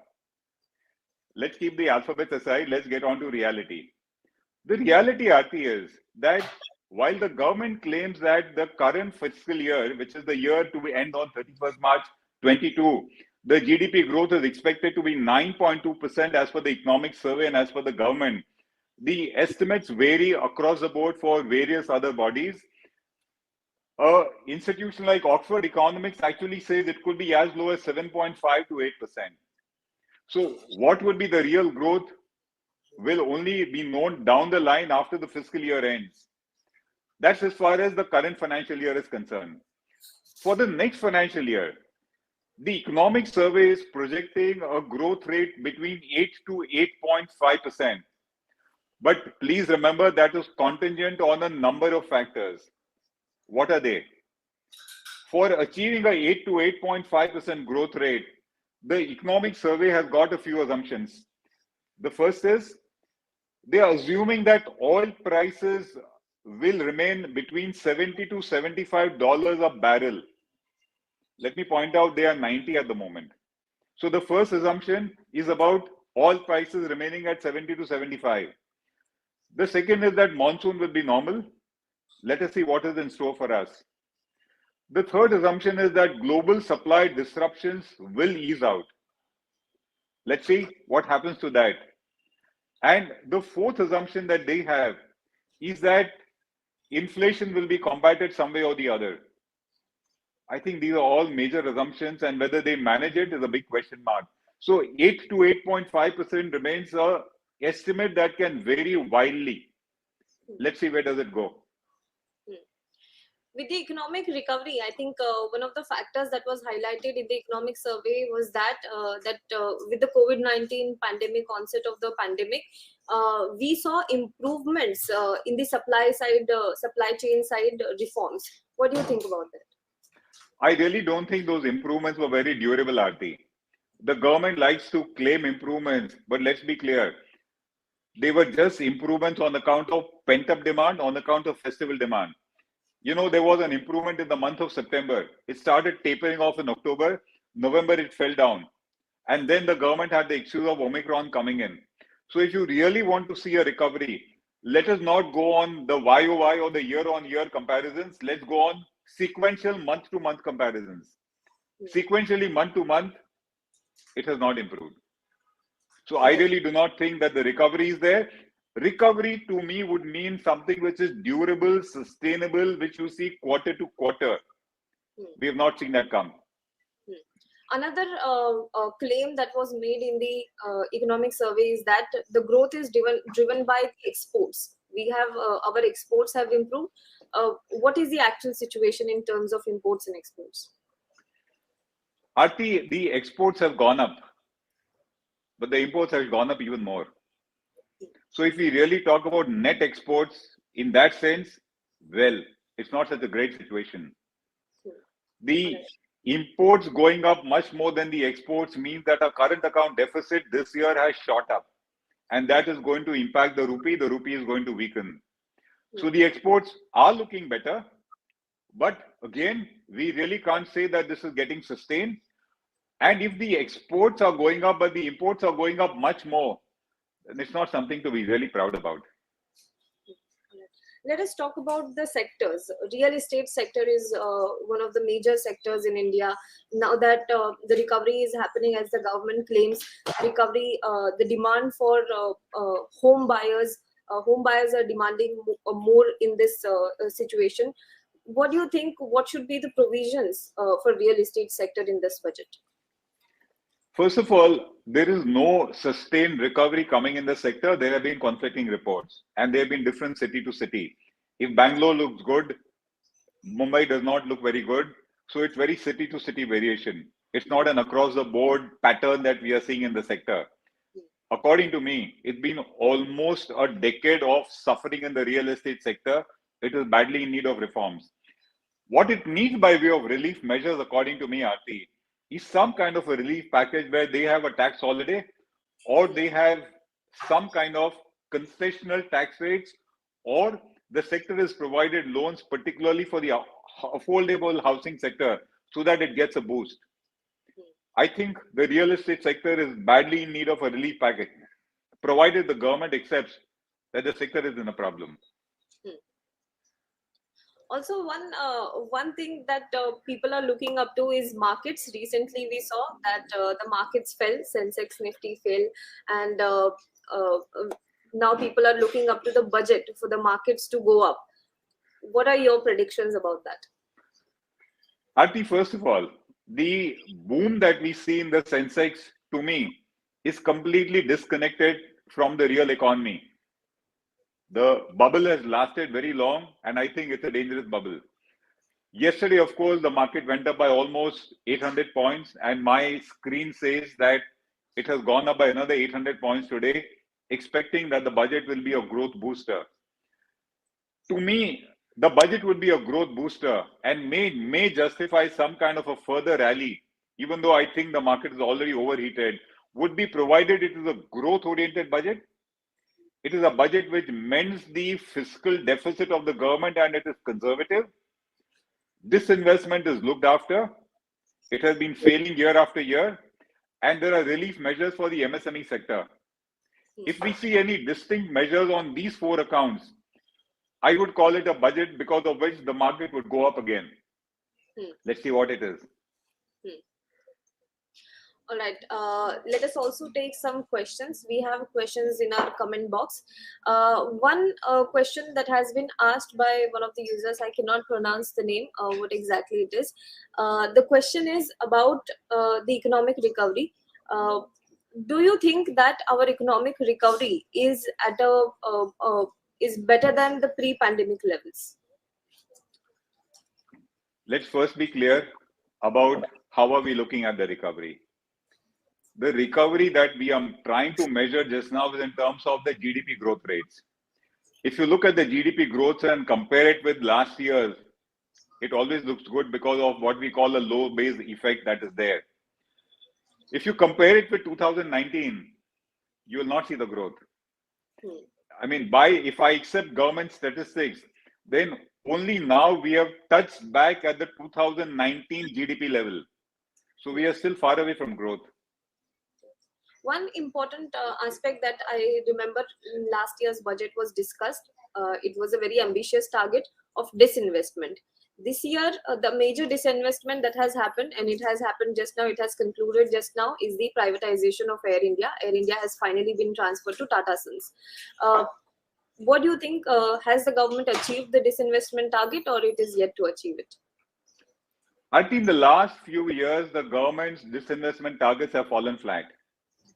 For financial year 2021, they had the excuse of COVID. For financial year 21-22, which is the current year, they have set a target, if I'm right, of 2,10,000 crores. In it, the two major items that were going to get them disinvestment receipts were not Air India. It was BPCL, which was expected to get it about 55,000 to 60,000 crores as per the government estimates. And the second is the LIC IPO. Yes. As far as the BPCL disinvestment is concerned, they've already pushed it to the next financial year. So it's not happening this year.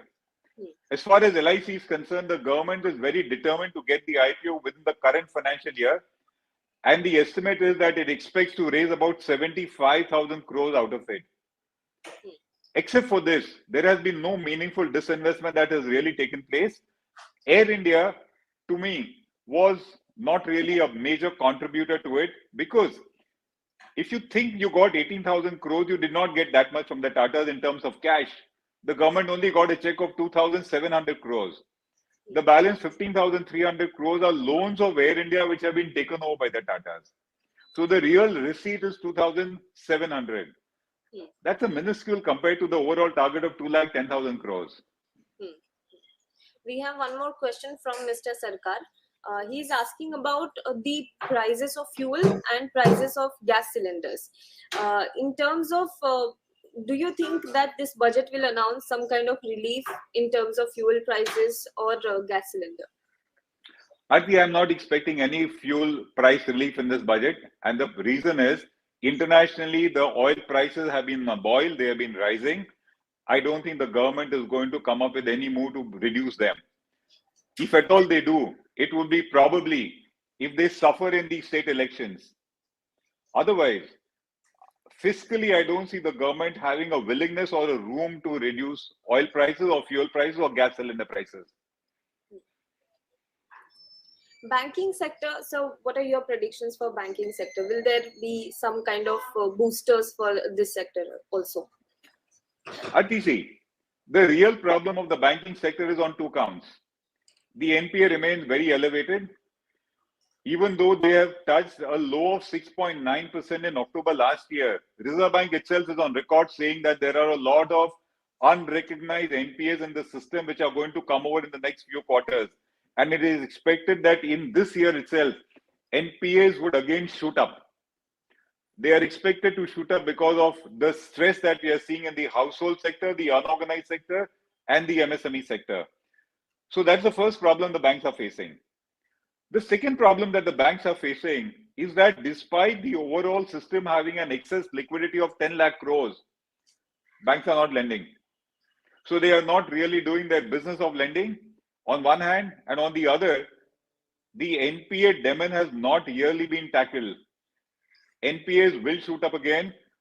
I read a report the other day which said that in microfinance institutions, for example, which are a barometer of the financial health of households, their NPAs have shot up.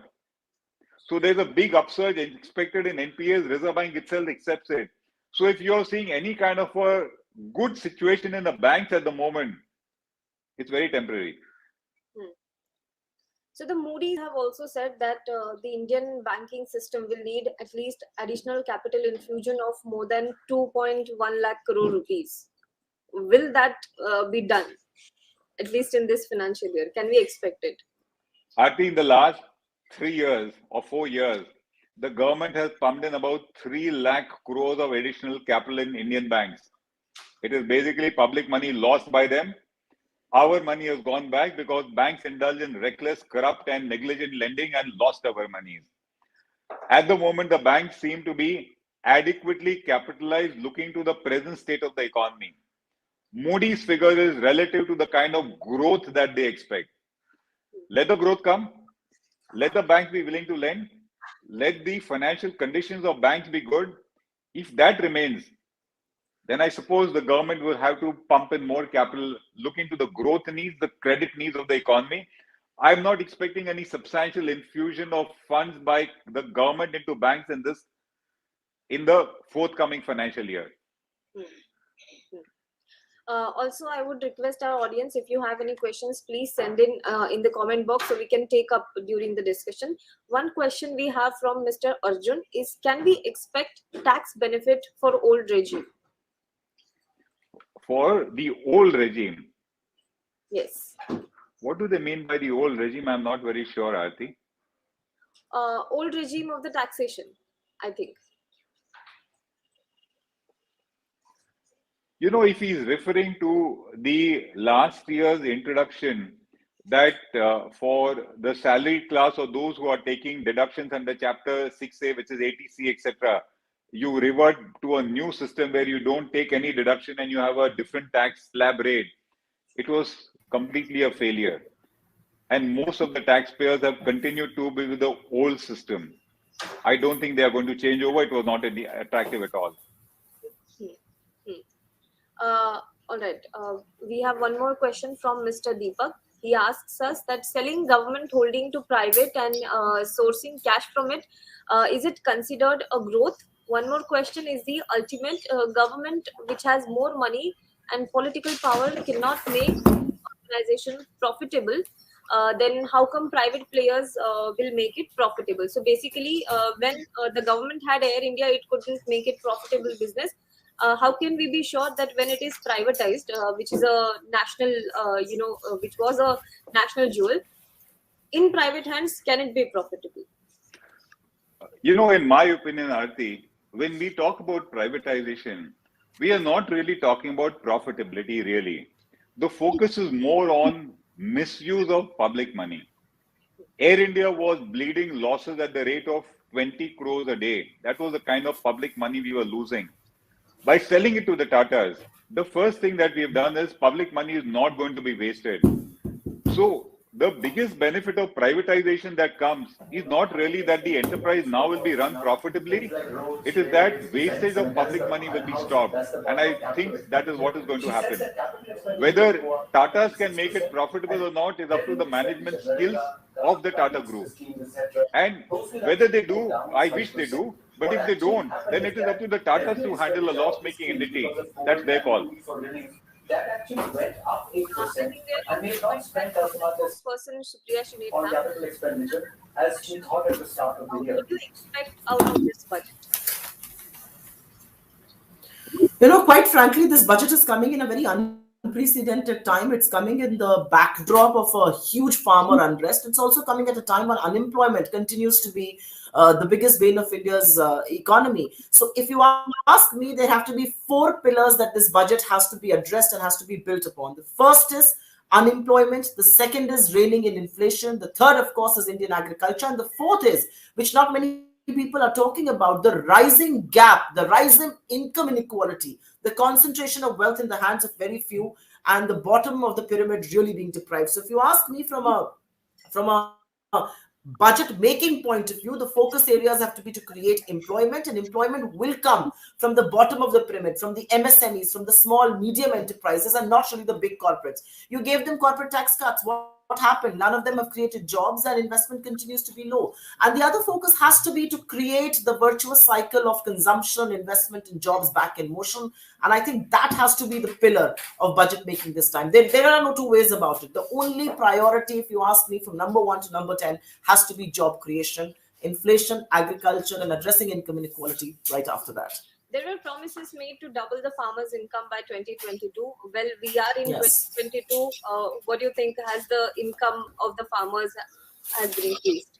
No, so very clearly, that's a good question you asked, because February 2022 is when farmers' income was supposed to be doubled. When that promise was made, the average income was farmers was about 8,058. You know what is the average daily income of farmers today? It's 27 rupees a day. It roughly translates to about 11,000 according to the economic survey that I read yesterday. So farmer income, forget about doubling, has actually come down inflation adjusted. And there is, and actually cultivable income has come down even further. So the real issue here is what is going to be the government's priority. If you actually see the budget at a glance, which puts out the numbers, the speech says one thing and the numbers reveal the truth. If you see the budget at a glance of last year, the budget on agricultural and allied was cut. It was cut last year in the budgetary estimates. The budget on price support scheme and on the market intervention scheme was cut. Manrega is going to be something that everybody is going to watch out for, because during the pandemic, the one sector that has still been able to breathe easy is because of food security, the rural sector, and also Manrega that has kept things afloat. If you actually look at the level of poverty that's going up in this country, it's largely now in the urban areas. So we perhaps have come to a stage where we need an urban Manrega. Forget about increasing funds for the rural Manrega. We must do that. We perhaps need to focus now on job creation through an urban Manrega kind of scheme. So these are the things that I think the finance minister should touch upon. Agriculture, like I said, very, very big false promises made, but nothing much has really happened. The average farmer in this country is today earning 27 rupees a day, and that is nowhere close to the doubling of incomes. Also remember, this country perhaps saw a very unprecedented unrest in the agriculture sector, and it's coming on the back of a huge agricultural revolution, so to say, from the farmers. And if this is not addressed, then I wonder when will the time be right to do so. Well, the government did withdraw 3 bills, but I think the issue of the agriculture sector does not stop there. There are much more reforms that are needed in this sector. What do you think are the reforms that are needed in agriculture sector that can address these issues? Apart from the reforms that are needed, and I don't think anybody disputes the fact that yes, agriculture needs reforms, but the reforms have to be done by consensus.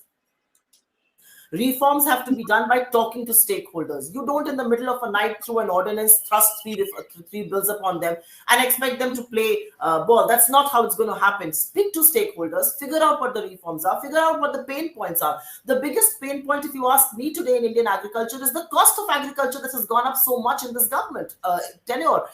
Look at the cost of diesel, look at the cost of pesticides, the cost of fertilizer, the cost of agricultural equipment. You've actually taxed agriculture for the first time through GST, and 18% GST on some of these things. So the reality is that Indian agriculture, the cost of doing agriculture in India has gone up to roughly about 25 to 30,000 rupees per hectare. So I wonder, what are you doing about addressing that problem? I wonder, what are you doing about addressing the minimum support price on which a rural, on which a legal guarantee is warranted? What will the government do on the PM Samman Kisan Nidhi is very important, because last time that number was reduced, but that number has to go up and should actually start including not just the agricultural landholders, but the landless labor as well. Otherwise, it makes no sense. So, like I said, the 4 pillars of this budget should be built upon employment generation, and employment generation in the MSMEs, because that's the guzzler of jobs. It has to then address agriculture, curb inflation, and of course, address income inequality, the rising levels of income inequality. I guess we should discuss the Aam Aadmi's issues as well. Today, I am also seeing a lot of reports are coming in, ground reports are coming in from Uttar Pradesh, from different states which are going for polls, and the people there agree that there has been no job creation. There has been, the gas cylinder prices have shot up, the fuel prices have shot up. What do you think the government should do for them? Do you So I expect? think inflation, yeah, I think inflation has to be curtailed, but I really think we should go ahead and listen to the finance minister. She's talking, and one would like to know what she's going to say on some of those issues. But curbing inflation, curbing price rise, whether it's diesel, petrol, LPG, or the cost of pulses, the cost of edible oil, the cost of FMCG products, new taxes on services like Uber, Ola, Swiggy, Zomato. I mean, these are unintentional. You are burdening a population where 84% have seen wage losses. Where At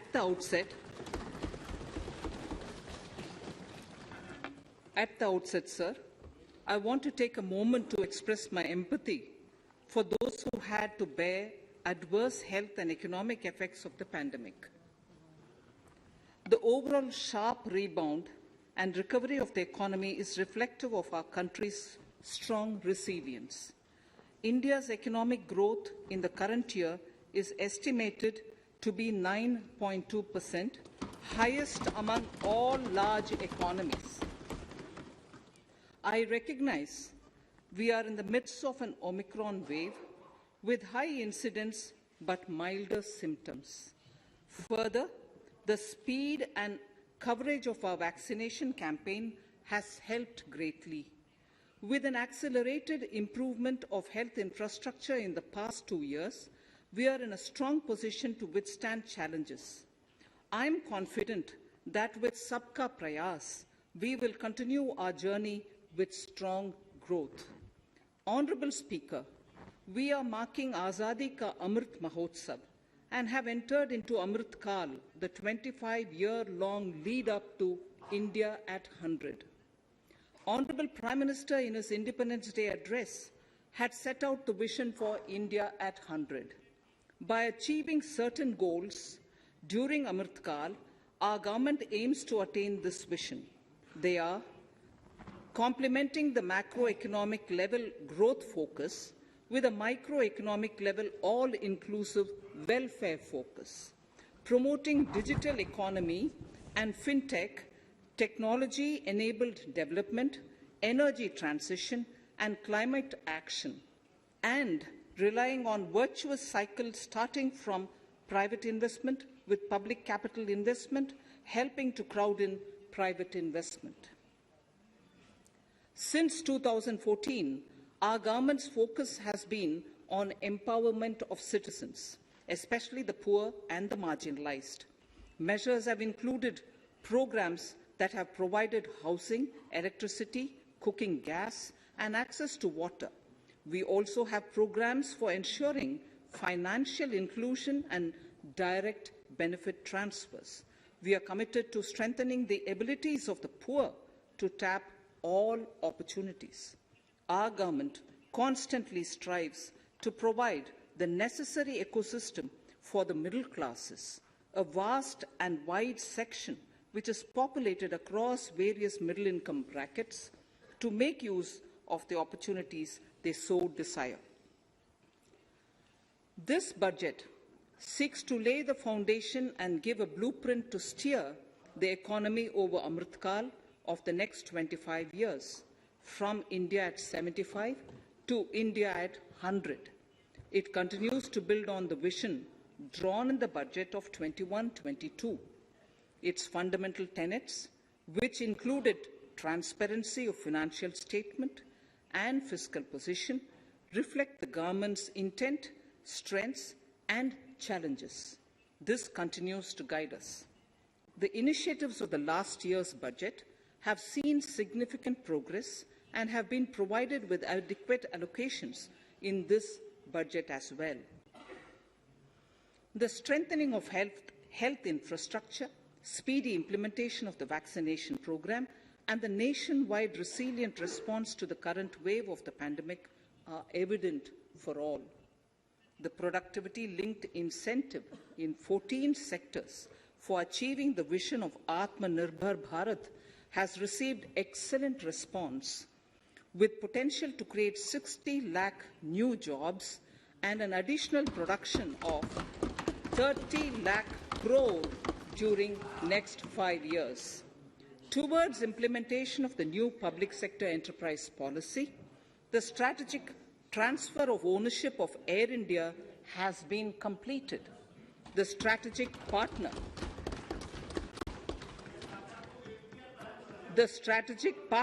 for Neelachal Ispat Nigam Limited has been selected. The public issue of the LIC is expected shortly. Others too are in the process for 2022-23. The National Bank आपको पर्याप्त मौका पर्याप्त अवसर मिलेगा बेटे बेटे टिप्पणी मत कीजिए. The National Bank for Infrastructure Development and National Asset Reconstruction Company have commenced their activities. Honourable Speaker, Sir, Budget 2021-22 had provided a sharp increase in provision for public investment or capital expenditure. Throughout the year, with the Honourable Prime Minister guiding the implementation, our economic recovery is continuing to benefit from the multiplier effect. This budget continues to provide impetus for growth. It lays a parallel track of 1. A blueprint for the Amrit Kal, which is futuristic and inclusive. This will directly benefit our youth, women, farmers, the scheduled castes and the scheduled tribes. And number 2, big public investment. Number 2, big public investment for modern infrastructure, readying for India at 100. This shall be guided by PM Gati Shakti and be benefited by the synergy of multimodal approach. Moving forward on this parallel track, we lay the following 4 priorities: PM Gati Shakti, inclusive development, productivity enhancement and investment, sunrise opportunities, energy transition and climate action, and 4, financing of investments.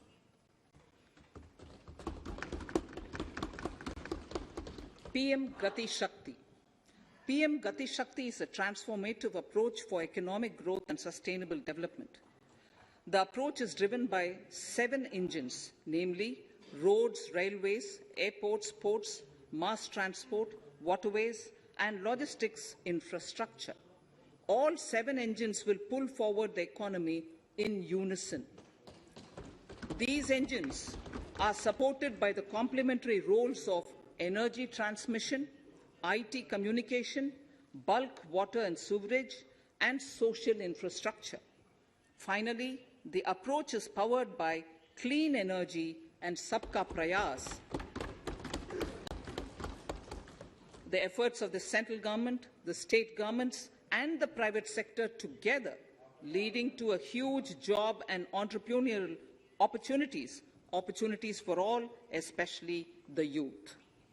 PM Gati Shakti Master Plan, National Master Plan. The scope of PM Gati Shakti National Master Plan will encompass the 7 engines for economic transformation, seamless multimodal connectivity, and logistics efficiency. It will also include the infrastructure development by the state governments as per Gati Shakti Master Plan.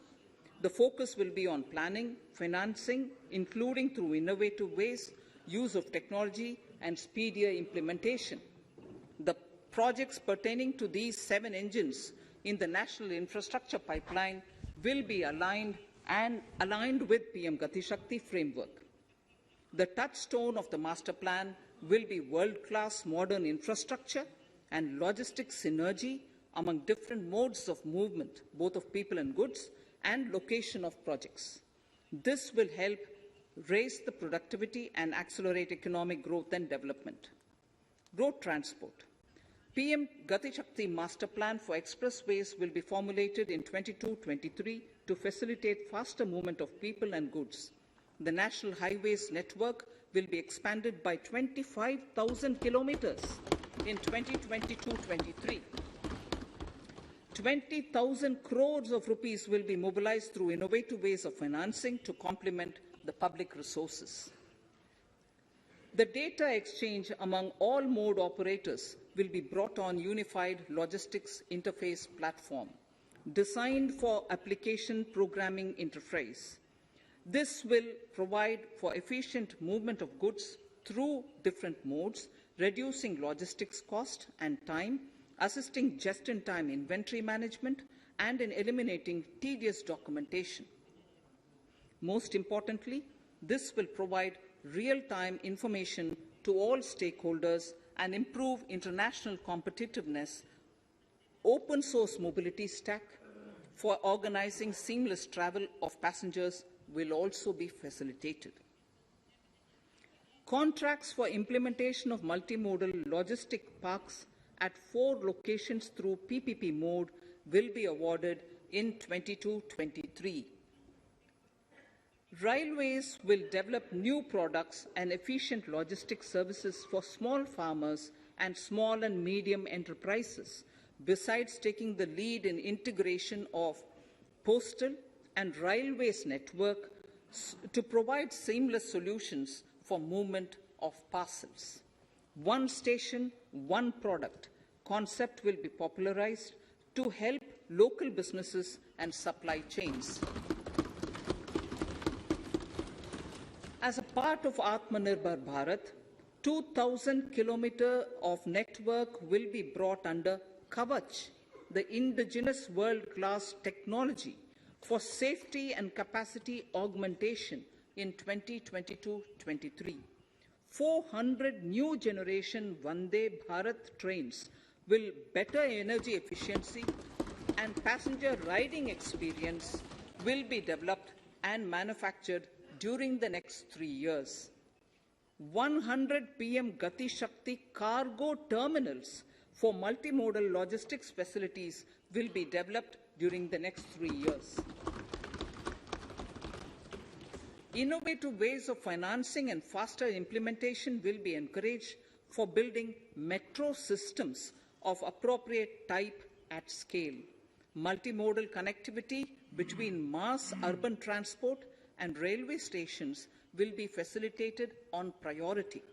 Design of metro systems, including civil structures, will be reoriented and standardized for Indian conditions and needs. Parvat Mala, as a preferred ecologically sustainable alternative to conventional roads in difficult hilly areas, National Ropeways Development Program will be taken up on PPP mode. The aim is to improve connectivity and convenience for commuters, besides promoting tourism. This may also cover congested urban areas where conventional mass transit system is not feasible. Contracts for 8 such ropeway projects for a length of 60 kilometers will be awarded in 22-23.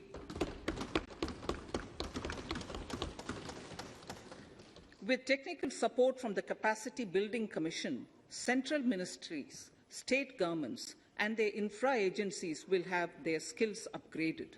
This will ramp up capacity in planning, design, financing, including innovative ways, and implementation management of the PM Gati Shakti infrastructure projects. Inclusive development, our second priority. Agriculture. The procurement of wheat in Rabi 21-22 and the estimated procurement of paddy in Kharif 21-22 will cover 1,208 lakh metric tons of wheat and paddy from 163 lakh farmers, and 2.37 lakh crores will be the direct payment of MSP value to their accounts. Chemical-free natural farming will be promoted throughout the country with a focus on farmers' lands in 5-kilometer wide corridors along the river Ganga at the first stage. 2023 has been announced as the International Year of Millets. Support will be provided for post-harvest value addition, enhancing domestic consumption, and for branding millet products nationally and internationally. To reduce our dependence on import of oil seeds, a rationalized and comprehensive scheme to increase domestic production of oil seeds will be implemented. For delivery of digital and high-tech services to farmers, with involvement of public sector research and extension institutions, along with private agri-tech players and stakeholders of agri-value chains, a scheme in PPP mode will be launched.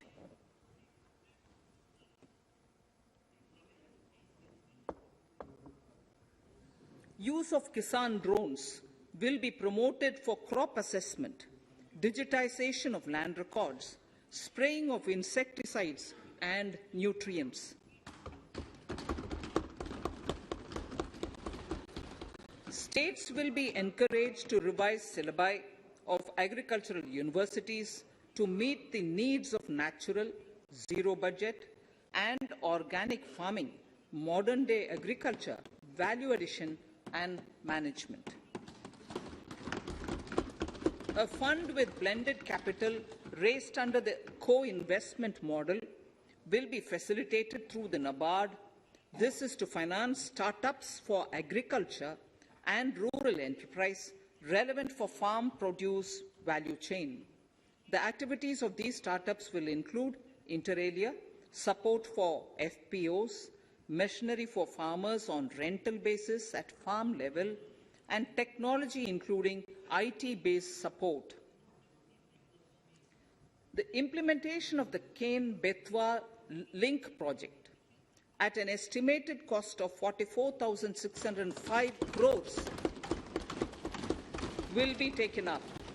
This is aimed at providing irrigation benefits to 9.0 lakh hectare of farmers' lands, drinking water supply to 62 lakh people, 103 megawatt of hydro, 27 megawatt of solar power, allocations of 4,300 crores of rupees in the RE 21-22 and 1,400 crores of rupees in 22-23 have been made for this project. Honorable Speaker, sir, draft DPRs for 5 river links, namely Daman-Ganga Pinjal, Par-Tapi Narmada, Godavari Krishna, Krishna Pennar, and Pennar Kaveri have been finalized. Once a consensus is reached among the beneficiary states, the Centre will provide support for their implementation. For farmers to adopt suitable varieties of fruits and vegetables and to use appropriate production and harvesting techniques, our government will provide a comprehensive package with participation of state governments.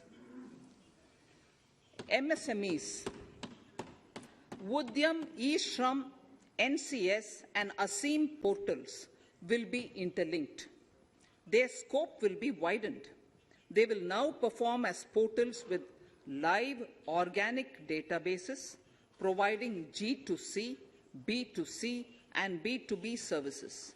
These services will relate to credit facilitation, skilling and recruitment with an aim to further formalize the economy and enhance entrepreneurial opportunities for all. Emergency Credit Line Guarantee Scheme has provided the much-needed additional credit to more than 130 lakh MSMEs. This has helped them mitigate the adverse impact of the pandemic. The hospitality and related services, especially those by micro and small enterprises, are yet to regain their pre-pandemic level of business. Considering these aspects, the ECLGS will be extended up to March 2023 and its guarantee cover will be expanded by 50,000 crores of rupees to total cover of 5 lakh crores.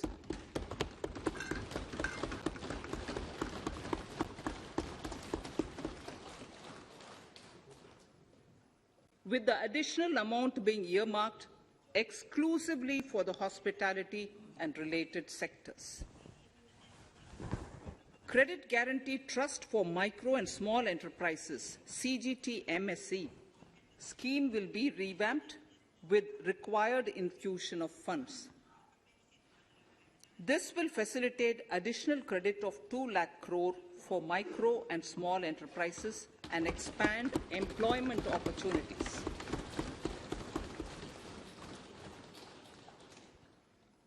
Raising and accelerating MSME performance RAMP program with outlay of 6,000 crore over 5 years will be rolled out. This will help MSME sector become more resilient, competitive and efficient.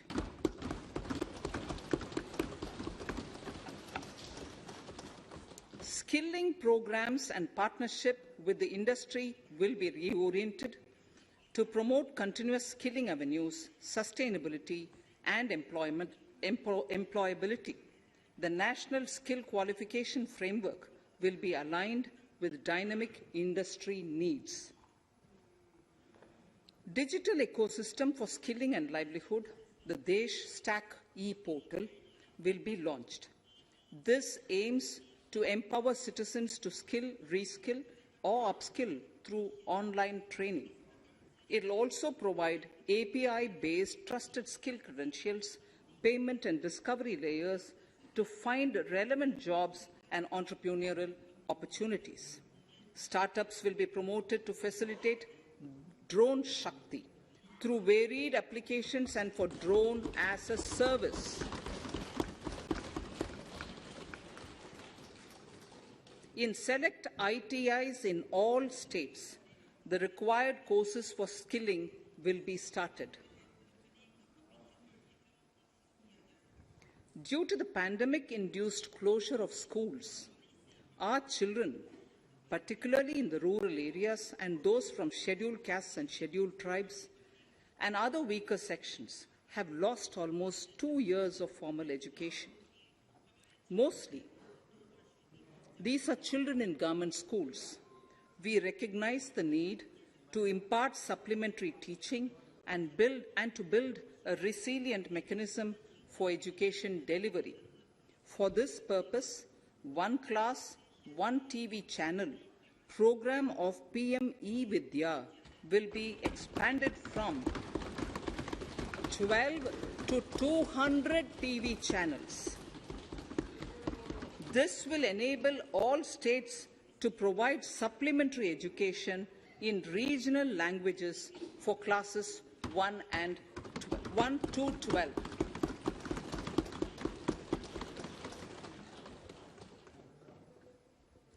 High-quality e-content in all spoken languages will be developed for delivery via internet, mobile phones, TV, and through radio and through digital teachers. A competitive mechanism for development of quality e-content by the teachers will be set up to empower and equip them with digital tools of teaching and facilitate better learning outcomes. A digital university will be established to provide access to students across the country for world-class quality universal education with personalized learning experience at their doorsteps. This will be made available in different Indian languages and ICT formats. The university will be built on a networked hub and spoke model, with the hub building cutting-edge ICT expertise. The best public universities and institutions in the country will collaborate as a network of hub and spoke.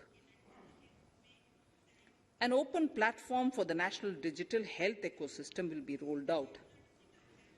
It will consist of digital registries of health providers and health facilities, unique health identity, consent framework and universal access to health facilities.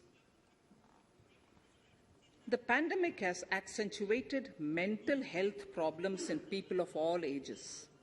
To better the access to quality mental health counselling and care services, a national tele-mental health program will be launched.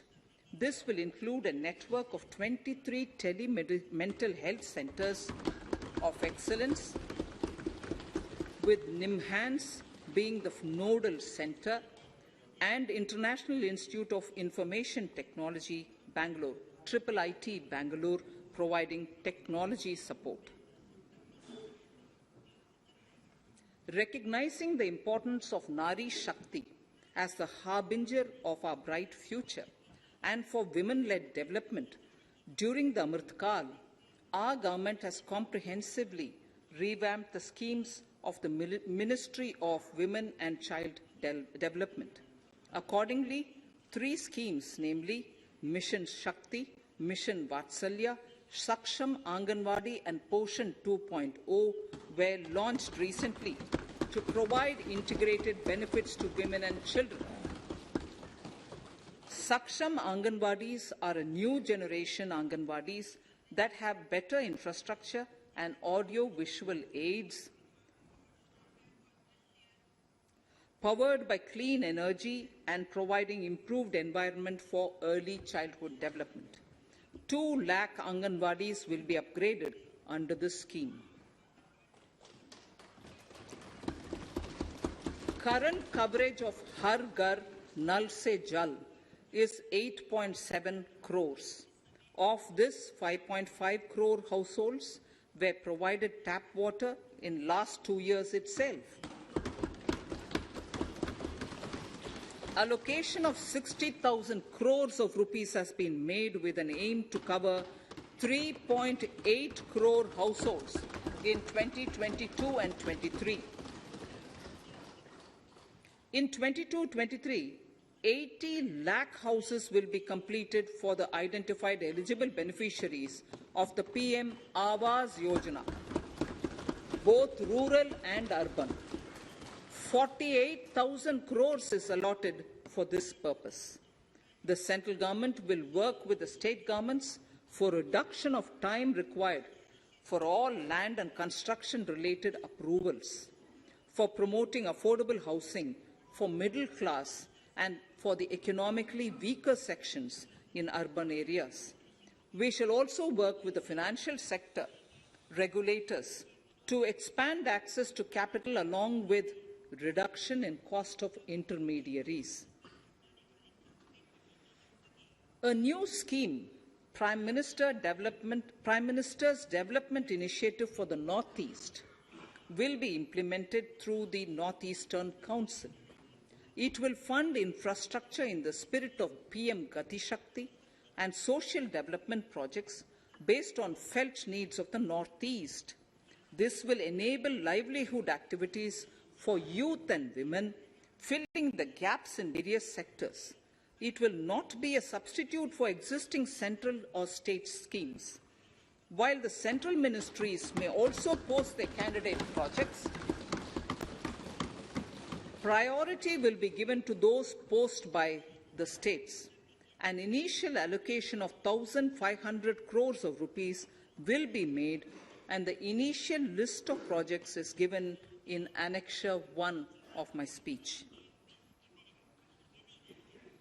Our vision to improve the quality of life of citizens in the most backward districts of the country through Aspirational Districts program has been translated into reality in a very short span of time. 95% of those 112 districts have made significant progress in key sectors such as health, nutrition, financial inclusion, and basic infrastructure. They have surpassed even some of the state average values.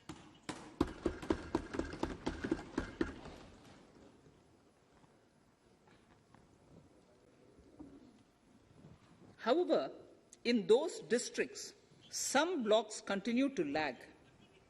In 22-23, the program will focus on such blocks in those districts. Border villages with sparse population, limited connectivity and infrastructure often get left out from the development gains. Such villages on the northern border will be covered under a new Vibrant Villages program. The activities will include construction of village infrastructure, housing, tourist centers, road connectivity, provisioning of decentralized renewable energy, direct-to-home access for Doordarshan and educational channels, and support for their livelihood generation. Additional funding for these activities will be provided. Existing schemes will be converged. We will define their outcomes and monitor them on a constant basis. In 2022, 100% of 1.5 lakh post offices will come on the core banking system, enabling financial inclusion and access to accounts through net banking, mobile banking, ATMs, and also provide online transfer of funds between post office accounts and bank accounts. This will be helpful, especially for farmers and senior citizens in rural areas, enabling interoperability and financial inclusion. Honorable Speaker, sir, in recent years, digital banking, digital payments, and fintech innovations have grown at a rapid pace in the country. Government is continuously encouraging these sectors to ensure that the benefits of digital banking reach every nook and corner of the country in a consumer-friendly manner. Taking forward this agenda and to mark 75 years of our independence, it is proposed to set up 75 digital banking units in 75 districts of the country by scheduled commercial banks. The financial support for digital payment ecosystem announced in the previous budget will continue in 22-23 as well. This will encourage further adoption of digital payments. There will also be a focus to promote use of payment platforms that are economical and user-friendly. Sir, I move to the next priority. In recent years, over 25,000 compliances were reduced and nearly 1,500 union laws were repealed. This is the result of our government's strong commitment for minimum government and maximum governance. 1,486 union laws were repealed. Our trust in the public and ease of doing business is what is highlighted here, sir. For the Amrit Kal, the next phase of ease of doing business 2.0 and ease of living will be launched. In our endeavor to improve productive efficiency of capital and human resources, we will follow the idea of trust-based governance. The new phase will be guided by an active involvement of the states, digitization of manual processes and interventions, integration of the central and state level systems through IT bridges, a single point access for all citizen-centric services, and standardization and removal of overlapping compliances. Crowdsourcing of suggestions and ground-level assessment of the impact with active involvement of citizens and businesses will be encouraged. A single window portal, Parivesh, for all green clearances was launched in 2018. It has been instrumental in reducing the time required for approvals significantly. The scope of this portal will be expanded to provide information to the applicants Based on location of units, information about specific approvals will be provided.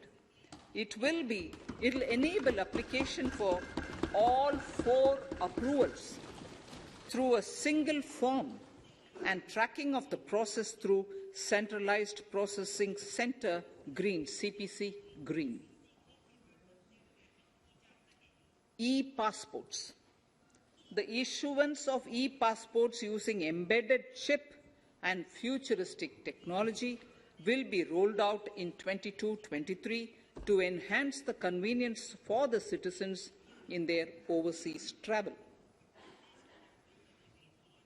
By the time of India at 100, nearly half our population is likely to be living in urban areas. To prepare for this, orderly urban development is of critical importance. This will help realize the country's economic potential, including livelihood opportunities for the demographic dividend. For this, on the one hand, we need to nurture the megacities and their hinterlands to become current centers of economic growth. On the other, we need to facilitate Tier 2 and Tier 3 cities to take on the mantle in the future. This would require us to reimagine our cities into centers of sustainable living with opportunities for all, including women and our youth. For this to happen, urban planning cannot continue with a business-as-usual approach. We plan to steer a paradigm change. A high-level committee of reputed urban planners, urban economists, and institutions will be formed to make recommendations on urban sector policies, capacity building, planning, implementation, and governance. For urban capacity building, support will be provided to the states. Modernization of building bylaws, town planning schemes, transit-oriented development will be implemented. This will facilitate reforms for people to live and work closer to the mass transit systems. The central government's financial support for mass transit projects and Amrit scheme will be leveraged for formulation of action plans and their implementation for facilitating the TOD and TPS by the states. For developing India-specific knowledge in urban planning and design, and to deliver certified training in these areas, up to 5 existing academic institutions in different regions will be designated as centers of excellence. These centers will be provided endowment fund of 250 crore each. In addition, the AICTE will take the lead to improve syllabi, quality and access of urban planning courses in other institutions. We will promote a shift to use of public transport in urban areas. This will be complemented by clean tech and governance solutions, special mobility zones with zero fossil fuel policy and EV vehicles. Battery swapping policy. Considering the constraint of space in urban areas, for setting up charging stations at scale, a battery swapping policy will be brought out and interoperability standards will be formulated.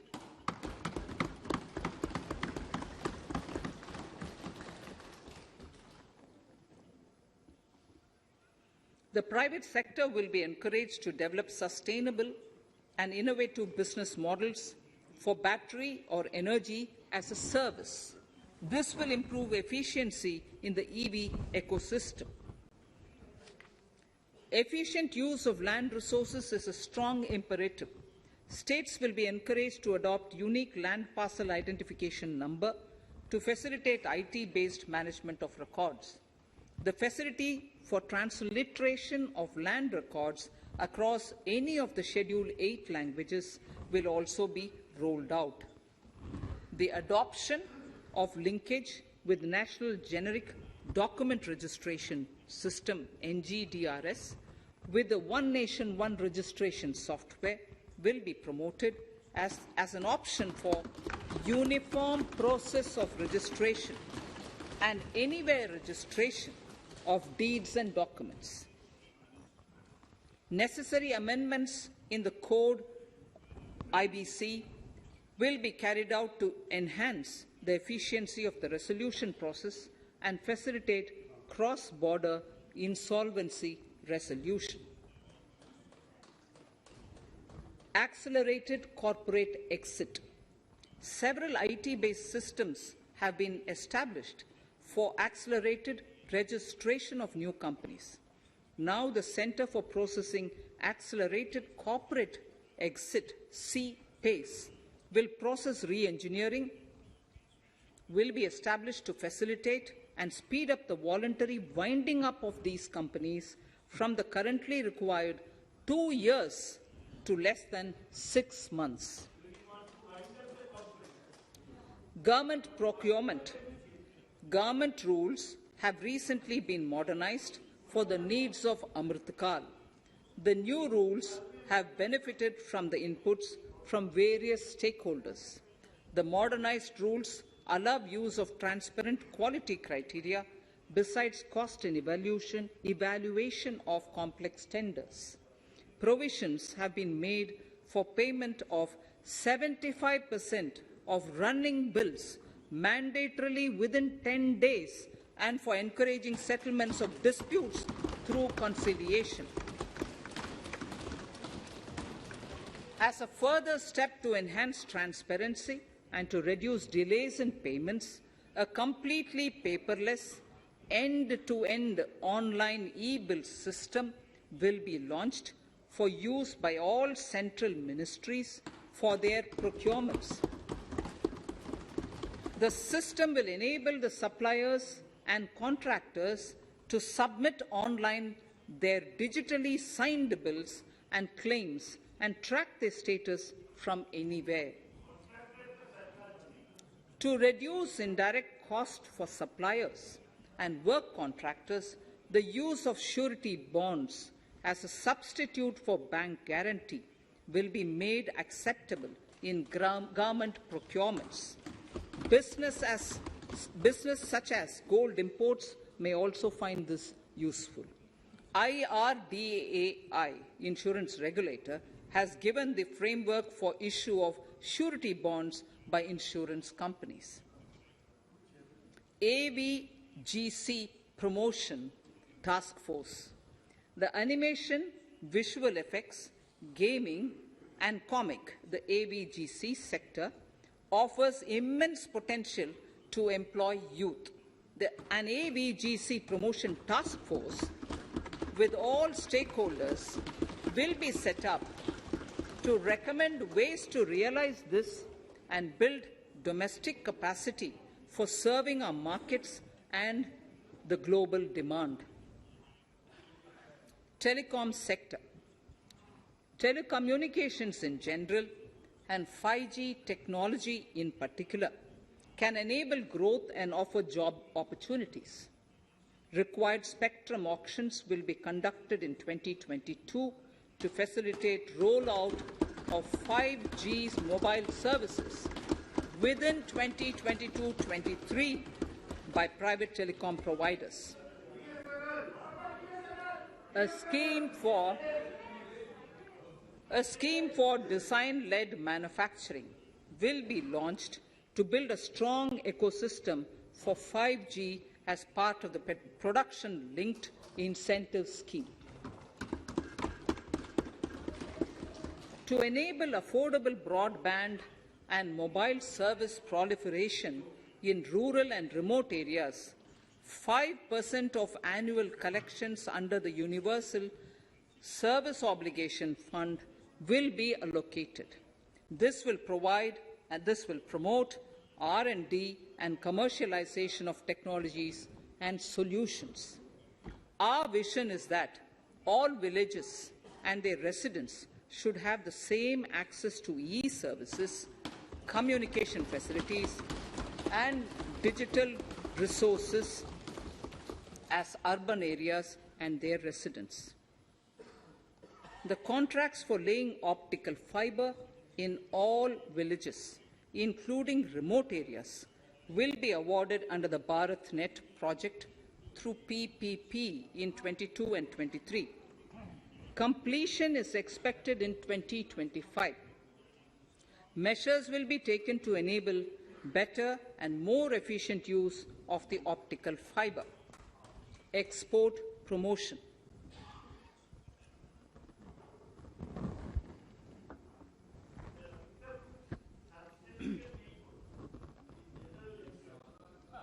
The Special Economic Zones Act will be replaced with a new legislation that will enable the states to become partners in development of enterprise and service hubs. This will cover all large existing and new industrial enclaves to optimally utilize available infrastructure and enhance competitiveness of exports. Atmanirbharta in defense. Our government is committed to reducing imports and promoting Atmanirbharta in equipment for the armed forces. 68% of the capital procurement budget will be earmarked for domestic industry in 22-23, up from 58% in 21-22. Defense R&D will be opened up for industry, startups and academia, with 25% of defense R&D budget earmarked. Private industry will be encouraged to take up design and development of military platforms and equipment in collaboration with DRDO and other organizations through SPV model. An independent nodal umbrella body will be set up for meeting wide-ranging testing and certification requirements. Artificial intelligence, geospatial systems and drones, semiconductor and its ecosystem, space economy, genomics and pharmaceuticals, green energy and clean mobility systems have immense potential to assist sustainable development at scale and modernize the country. They provide employment opportunities for our youth and make Indian industry more efficient and competitive. Supportive policies, light touch regulations, facilitative actions to build domestic capacities and promotion of research and development will guide the government's approach. For R&D in the sunrise opportunities, in addition to efforts of collaboration among academia, industry and public institutions, government contribution will be provided. Energy transition and climate change. The risks of climate change are the strongest negative externalities that affect India and other countries. As Honourable Prime Minister said at the COP26 summit in Glasgow last November, and I quote, "What is needed today is mindful and deliberate utilization instead of mindless, destructive consumption," unquote. The low-carbon development strategy, as enunciated in the Panchamrit that he announced is an important reflection of our government's strong commitment towards sustainable development. The strategy opens up huge employment opportunities and will take the country on a sustainable development path. This budget proposes several near-term and long-term actions accordingly. Solar power. To facilitate domestic manufacturing for the ambitious goal of 280 gigawatts of installed solar capacity by 2030, an additional allocation of 19,500 crores for PLI, production-linked incentive, for manufacturing of high-efficiency modules with priority to fully integrate manufacturing units from polysilicon to solar PV modules will be made. Honourable Speaker, sir, the circular economy transition is expected to help in productivity enhancement as well as creating large opportunities for new businesses and jobs. The action plans for 10 sectors such as electronic waste, end-of-life vehicles, used oil waste, toxic and hazardous industrial waste are already ready. The focus will now be on addressing important cross-cutting issues of infrastructure, reverse logistics, technology upgradation, and integration with informal sector.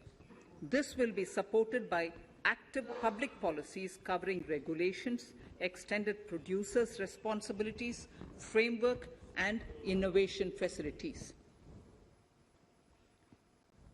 5 to 7% biomass pellets will be co-fired in thermal power plants, resulting in carbon dioxide savings of 38 MMT annually. This will also provide extra income to farmers and job opportunities to locals and help avoid stubble burning in agricultural fields.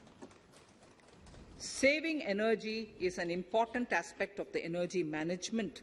Hence, energy efficiency and savings measures will be promoted. This will be done in large commercial buildings through the energy service company business model.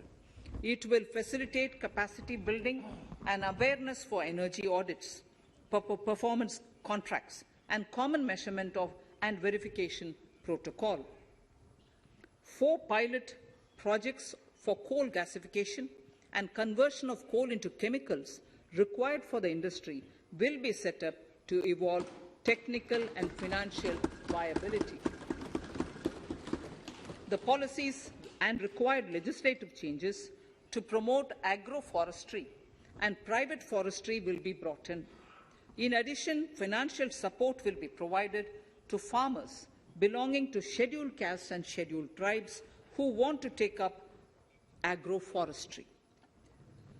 Honourable Speaker, I now move to the 4th priority, financing of investments. Capital investment holds the key to speedy and sustainable economic revival and consolidation through its multiplier effect. Capital investment also helps in creating employment opportunities, induced enhanced demand for manufactured input from large industries and MSMEs, services from professionals, and help farmers through better agri-infrastructure. The economy has shown strong resilience to come out of the effects of the pandemic with high growth. However, we need to sustain that level to make up for the setback of 2020-2021. As outlined in para 5 earlier, the virtuous cycle of investment requires public investment to crowd in private investment. At this stage, private investments seem to require that support to rise to their potential and to the needs of the economy. Public investment must continue to take the lead and prime the private investment and demand in 2022-23. Considering the above imperative, the outlay for capital expenditure in the Union budget is once again being stepped up sharply by 35.4% from 5.54 lakh crore in the current year to 7.50 lakh crores in 22-23. This has increased to more than 2.2 times the expenditure of 2019-20. This outlay in 22-23 will be 2.9% of the GDP. Effective capital expenditure. With this investment taken together with the provision made for creation of capital assets through grants and aid to states, the effective capital expenditure of the central government is estimated at 10.68 lakh crores in 22-23, which will be about 4.1% of the GDP. Green bonds. As a part of the government's overall market borrowings in 22-23, sovereign green bonds will be issued for mobilizing resources for green infrastructure. The proceeds will be deployed in public sector projects which help in reducing the carbon intensity of the economy. GIFT IFSC. World-class foreign universities and institutions will be allowed in the GIFT city to offer courses in the financial management, fintech, science, technology, engineering, and mathematics free from domestic regulations, except those by the IFSCA, to facilitate availability of high-end human resources for financial services and technology. An international arbitration center will be set up in the GIFT city for timely settlement of disputes under international jurisprudence. Services for global capital, for sustainable and climate finance in the country will be facilitated in the GIFT city. Infrastructure status. Data centers and energy storage systems, including dense charging infrastructure and grid-scale battery systems, will be included in the harmonized list of infrastructure.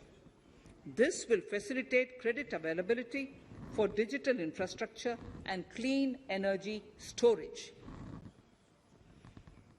Venture capital and private equity invested more than 5.5 lakh crores last year, facilitating one of the largest startup growth system. Scaling up this investment requires a holistic examination of regulatory and other frictions. An expert committee will be set up to examine and suggest appropriate measures. Government-backed funds, NIIF and SIDBI, Fund of Funds, have provided scale capital, creating a multiplier effect. For encouraging important sunrise sectors such as climate action, deep tech, digital economy, pharma, and agri-tech, the government will promote these thematic funds for blended finance, with the government share being limited to 20% and the funds being managed by private fund managers. For financing the infrastructure needs, the stepping up of public investment will need to be complemented by private capital at a significant scale. Measures will be taken to enhance financial viability of projects, including PPP, with technical and knowledge assistance from multilateral agencies. Enhancing financial viability shall also be obtained by adopting global best practices, innovative ways of financing, and balanced risk allocation. Digital rupee.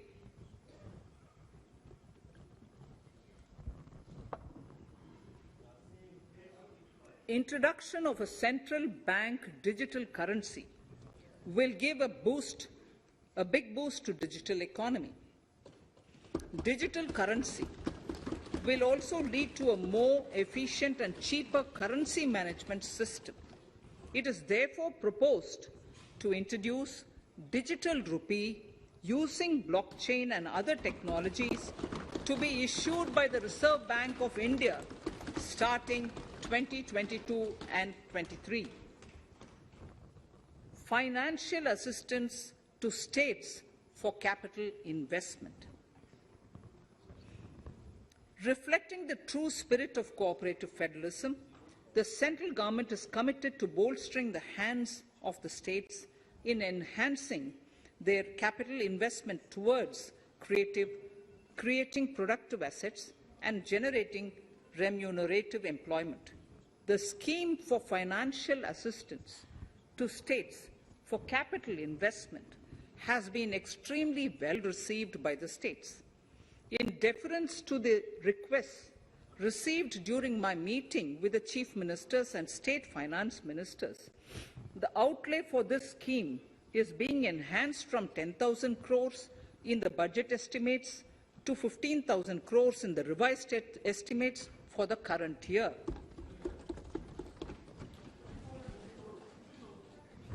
For 22-23,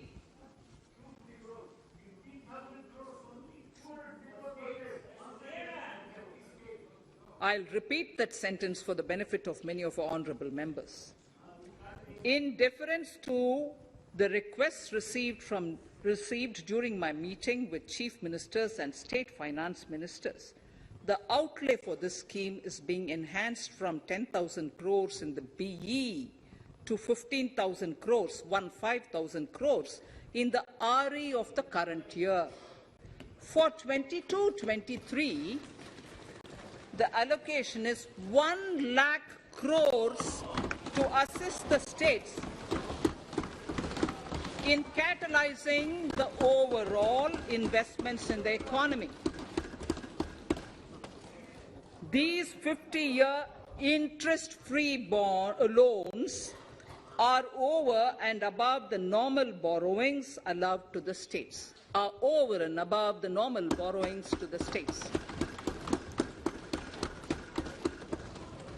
This allocation will be used for PM Gati Shakti related and other productive capital investments of the states.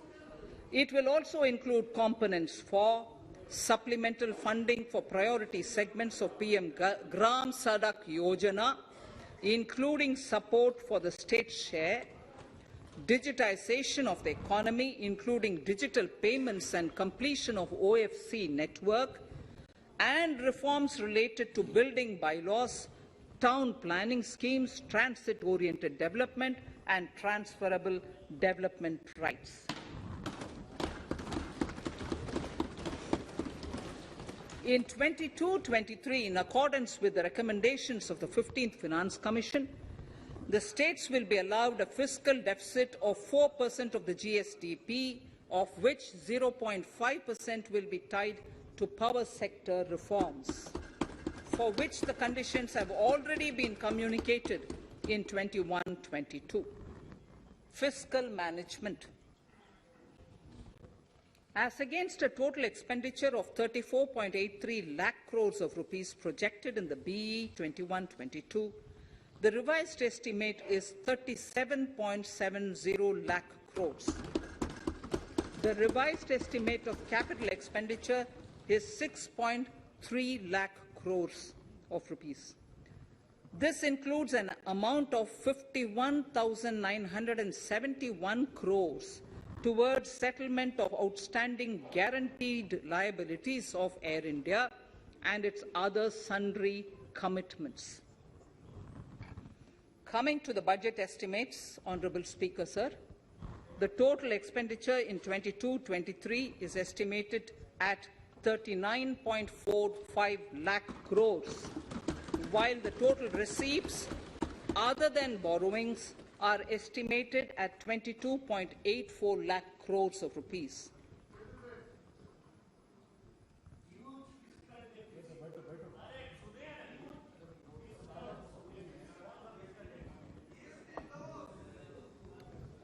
The revised fiscal deficit, Honourable Speaker, in the current year is estimated at 6.9% of the GDP, as against 6.8% projected in the budget estimates.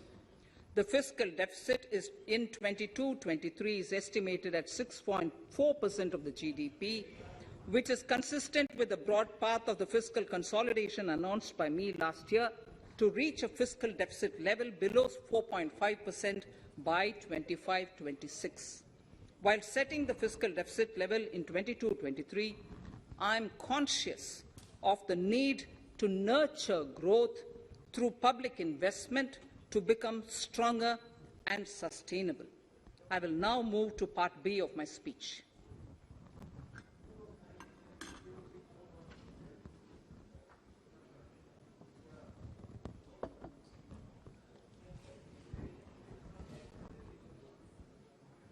Direct tax. Honorable Speaker, sir, I take this opportunity to thank all the taxpayers of our country who have contributed immensely and strengthened the hands of the government in helping their fellow citizens in this hour of need. So I have brought in a little verse from the Mahabharata. I wouldn't spend more time reading because I would like the speech to get enough time. However, the substance of it is the king must make arrangements for yoga kshema, which is the welfare of the populace, by way of abandoning any laxity and by governing the state in line with dharma, along with collecting taxes which are in consonance with dharma. This is Mahabharata Shanti Parva Adhyaya, Shloka 11 from 72. Drawing wisdom from our ancient texts, we continue on the path to progress. The proposals in this budget, while continuing with our declared policy of stable and predictable tax regime, intend to bring more reforms that will take ahead our vision to establish a trustworthy tax regime. This will further simplify the tax system, promote voluntary compliance by taxpayers, and reduce litigation. Introducing new updated return. India is growing at an accelerated pace and people are undertaking multiple financial transactions. The Income Tax Department has established a robust framework of reporting of taxpayers' transactions. In this context, some taxpayers may realize that they have committed omissions or mistakes in correctly estimating their income for tax payment. To provide an opportunity to correct such errors, I am proposing a new provision permitting taxpayers to file an updated return on payment of additional tax. This updated return can be filed within 2 years from the end of the relevant assessment year.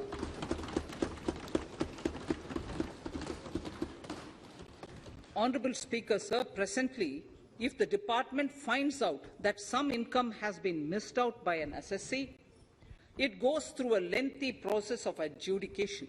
Instead, with this proposal now, there will be a trust repost in the taxpayers that will enable the assessee herself to declare the income that she may have missed out earlier while filing her return. Full details of the proposal are given in the finance bill. It is an affirmative step in the direction of voluntary compliance.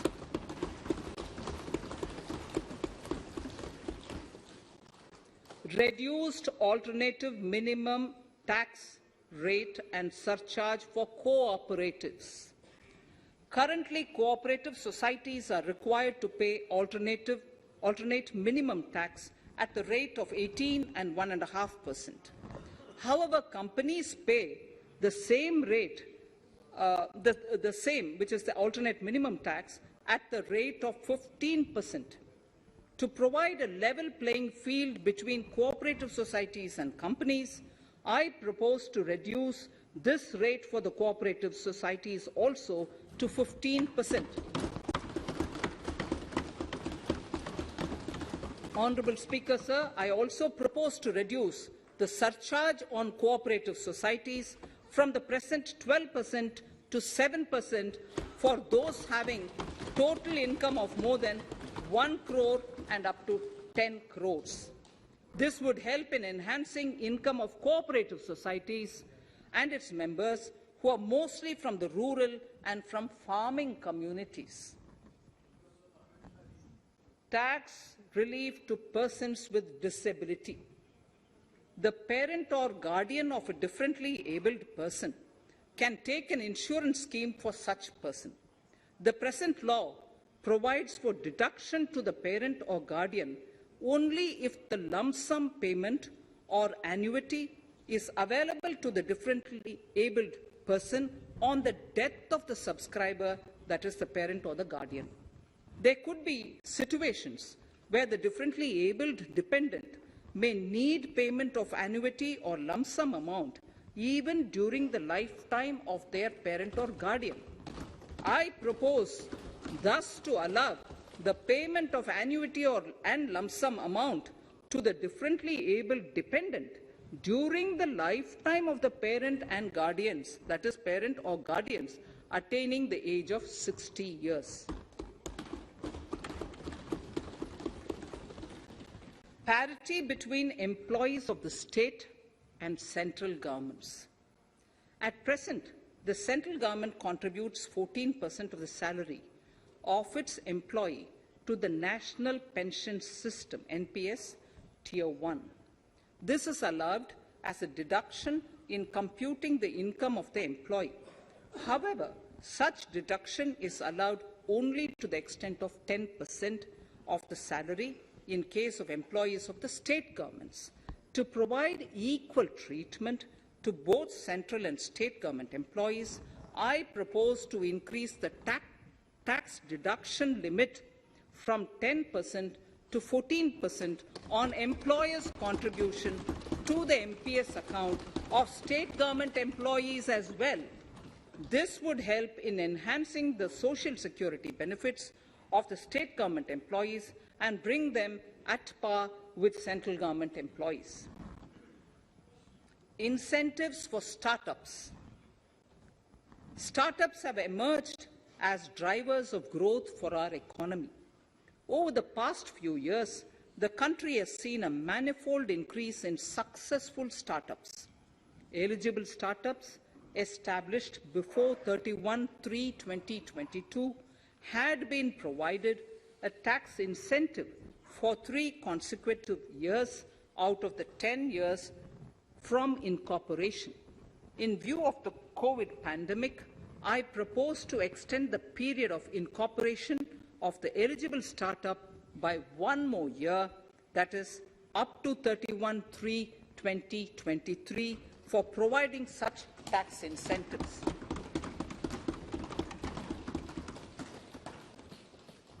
Incentives for newly incorporated manufacturing entities under concessional tax regime. In an effort to establish a global competitive business environment for certain domestic companies, a concessional tax regime of 15% was introduced by our government for newly incorporated domestic manufacturing companies. I propose to extend the last date for commencement of manufacturing or production under Section 115BAB by 1 more year, that is from 31st March 2023 to 31st March 2024.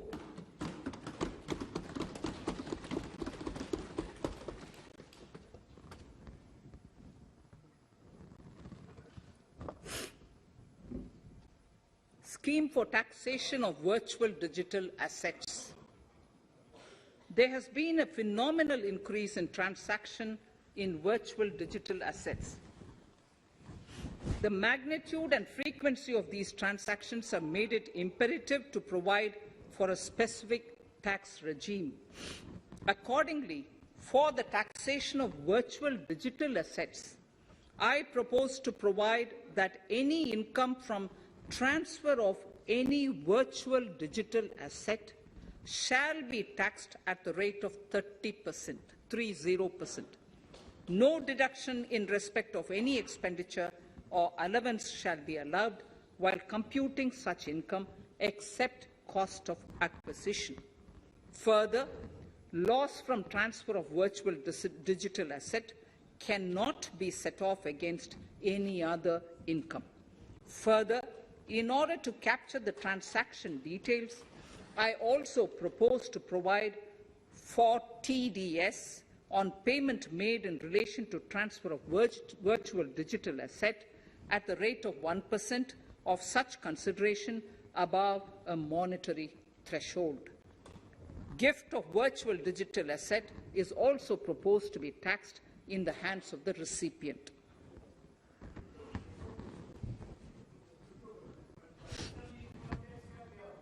Litigation management to avoid repetitive appeals by the department. It has been observed that a lot of time and resources are consumed in filing of appeals which involve identical issues. Taking forward our policy of sound litigation management, I propose to provide that if a question of law in the case of an assessee is identical to a question of law which is pending in the appeal before a jurisdictional High Court or Supreme Court. In any case, the filing of further appeal in the case of this assessee by the department shall be deferred till such a question of law is decided by the jurisdictional High Court or the Supreme Court. This will greatly help in reducing the repeated litigation between taxpayer and the department. Taking forward our efforts to further promote the IFSC, I hereby propose to provide that income of a non-resident from offshore derivative instruments or over-the-counter derivatives issued by an offshore banking unit, income from royalty and interest on account of lease of ship, and income received from portfolio management services in IFSC shall be exempt from tax subject to specified conditions. Rationalization of surcharge. In the globalized business world, there are several work contracts whose terms and conditions mandatorily require formation of a consortium. The members in the consortium are generally companies. In such cases, the income of these AOPs has to suffer a graded surcharge up to 37%, which is a lot more than surcharge on the individual companies. Accordingly, I propose to cap the surcharge of these AOPs at 15%, 15%.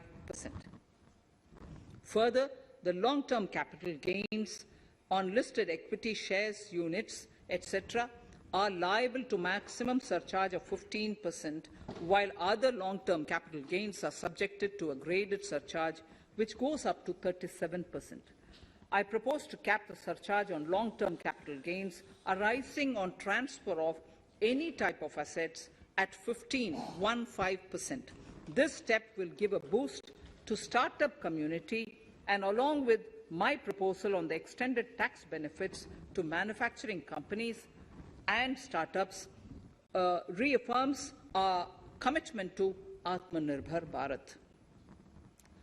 Clarification in relation to health and education cess as business expenditure.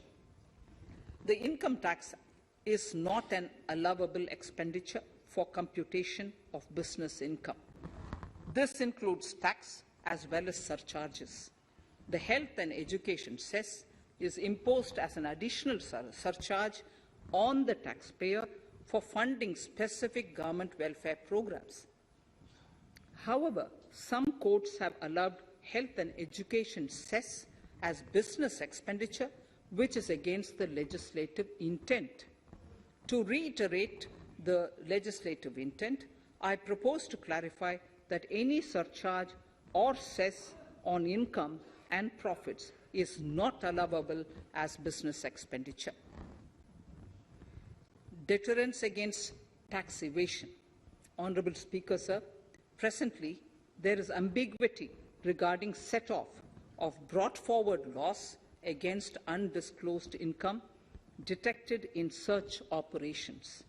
It has been observed that in many cases where undisclosed income or suppression of sales, etc., is detected, payment of tax is avoided by setting off of losses. In order to bring certainty and to increase deterrence among tax evaders, I propose to provide that no set-off of any loss shall be allowed against undisclosed income detected during search and survey operations.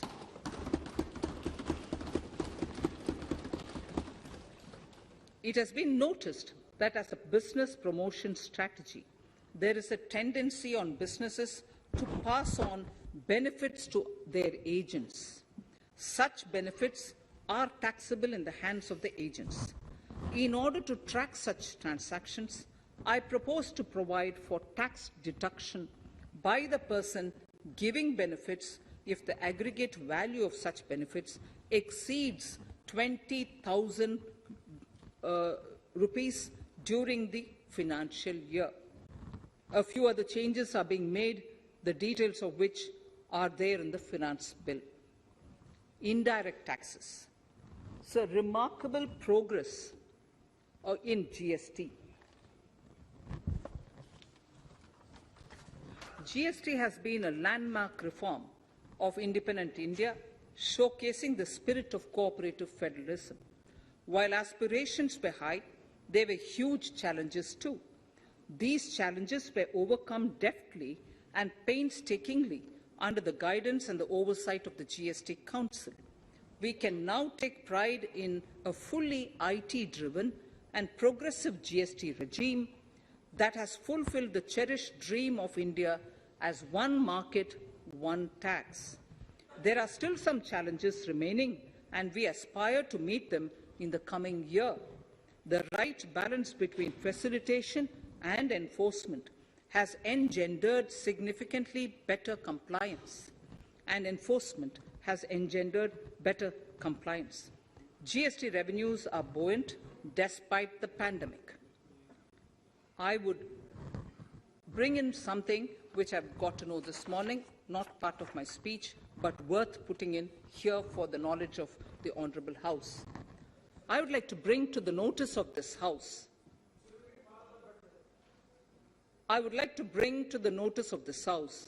that the gross GST collections for the month of January 22 are rupees 1,40,986 crores,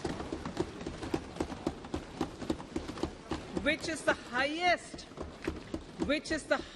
since the inception of GST. This has been possible due to rapid economic growth, recovery, post-COVID,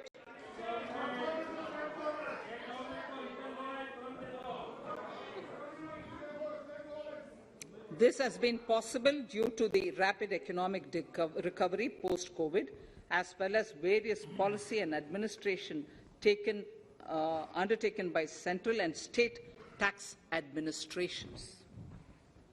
Taxpayers deserve applause for this growth. Not only did they adapt to the changes, but enthusiastically contributed to the cost of paying taxes. Special economic zones. In part A of my speech, I have referred to the proposed reforms in SEZs. Alongside, we will also undertake reforms in customs administration of SEZs, and it shall henceforth be fully IT-driven and function on the Customs National Portal with a focus on higher facilitation and with only risk-based checks. This will ease doing business by SEZ units considerably. This reform shall be implemented by 30th September 2022. Customs reforms and duty rate changes. Customs administration has reinvented itself over the years through liberalized procedures and infusion of technology. Faceless customs has been fully established. During COVID-19 pandemic, customs formation have done exceptional frontline work against all odds, displaying agility and purpose. Customs reforms have played a very vital role in domestic capacity creation, providing level playing field to our MSMEs, easing the raw material supply side constraints, enhancing ease of doing business, and being an enabler to other policy initiatives such as PLI and phased manufacturing plans. My proposal on customs side are aligned to these objectives. Project imports and capital goods. National Capital Goods Policy 2016 aims at doubling the production of capital goods by 2025. This would create an employment opportunities and result in increased economic activity. However, several duty exemptions, even extending to over 3 decades in some cases, have been granted to capital goods for various sectors like power, fertilizer, textiles, leather footwear, food processing, and fertilizers. These exemptions have hindered the growth of the domestic capital goods sector. Similarly, project import duty concessions have also deprived the local producers of a level playing field in areas like coal mining projects, power generation, transmission or distribution projects, railway and metro projects. Our experience suggests that reasonable tariffs are conducive to the growth of domestic industry and make in India without significantly impacting the cost of essential imports. Accordingly, Honourable Speaker, Sir, it is proposed to phase out the concessional rates in capital goods and project imports gradually and apply a moderate tariff of 7.5%. Certain exemptions for advanced machineries that are not manufactured within the country shall continue. A few exemptions are being introduced on inputs like specialized castings, ball screw, and linear motion guide to encourage domestic manufacturing of capital goods. In the last two budgets, we have rationalized several customs exemptions. We have once again carried out an extensive consultation, including by crowdsourcing. As a result of these consultations, more than 350 exemption entries are proposed to be gradually phased out. These include exemptions on certain agricultural produce,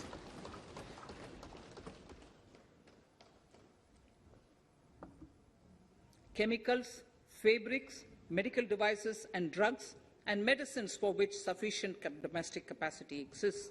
Further, as a simplification measure, several concessional rates are being incorporated in the customs tariff schedule itself instead of prescribing them through various notifications.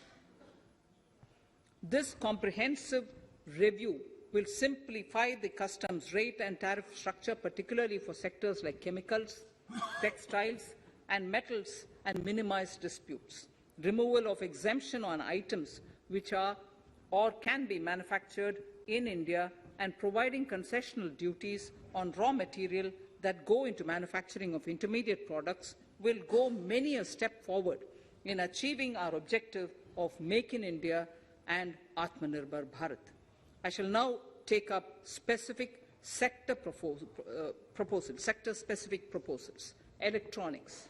Electronic manufacturing has been growing rapidly. Customs duty rates are being calibrated to provide a graded rate structure to facilitate domestic manufacturing of wearable devices, hearable devices, and electronic smart meters.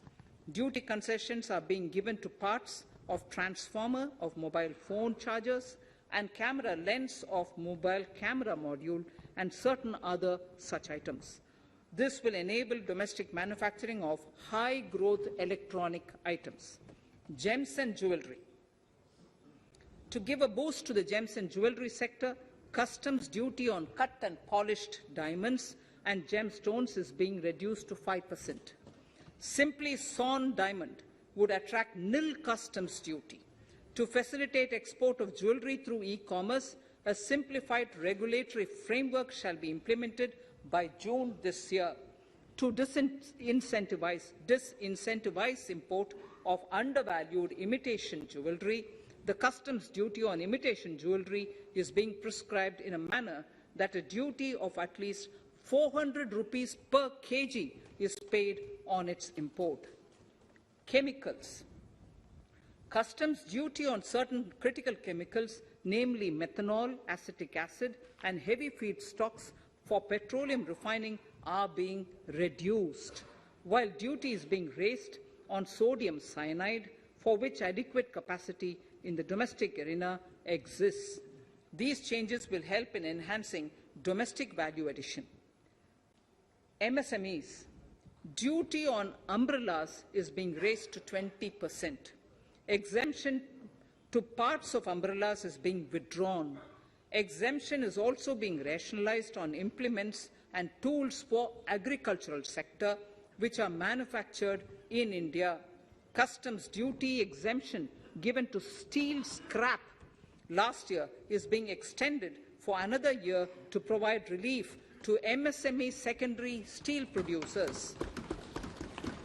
Certain anti-dumping and CVD on stainless steel and coated steel flat products, bars of alloy steel and high-speed steel are being revoked in larger public interest considering prevailing high prices of metals. To incentivize exports, exemptions are being provided on items such as embellishment, trimmings, fasteners, buttons, zipper, lining material, specified leather, furniture fittings, and packaging boxes that may be needed by bona fide exporters of handicrafts, textiles, leather garments, leather footwear, and other goods. Honourable Speaker, sir, duty is being reduced on certain inputs required for shrimp aquaculture so as to promote its exports. Tariff measure to encourage blending of fuel. Blending of fuel is a priority for this government. To encourage the efforts for blending of fuel, unblended fuel shall attract an additional differential excise duty of ₹2 per litre from first day of October 22. A few other changes are being made in duty rates, customs tariff and customs law, the details of which are there in the finance bill. Mr. Speaker, sir, with these words, I commend the budget to this august House. Thank you. Item number 2, Srimati Nirmala Sitharaman ji.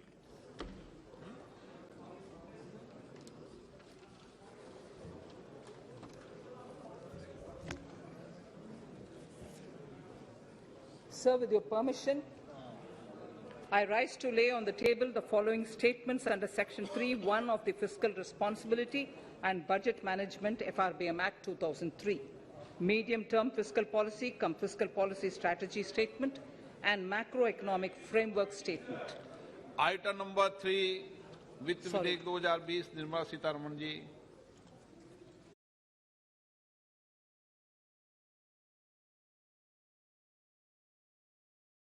To introduce the Finance Bill 2022.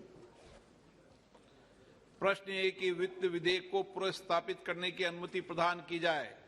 जो सदस्य इसके पक्ष में हाँ कहें, जो सदस्य विरोध में ना कहें। मेरे विचार में निर्णय हाँ वालों के पक्ष में, हाँ वालों के पक्ष में। माननीय मंत्री जी, वित्त विधेयक को पुनर्स्थापित करें। Sir, I introduce the bill. सभा की कार्रवाई कल बुधवार दिनांक 2 फरवरी 2022 को 4:30 बजे तक के लिए स्थगित।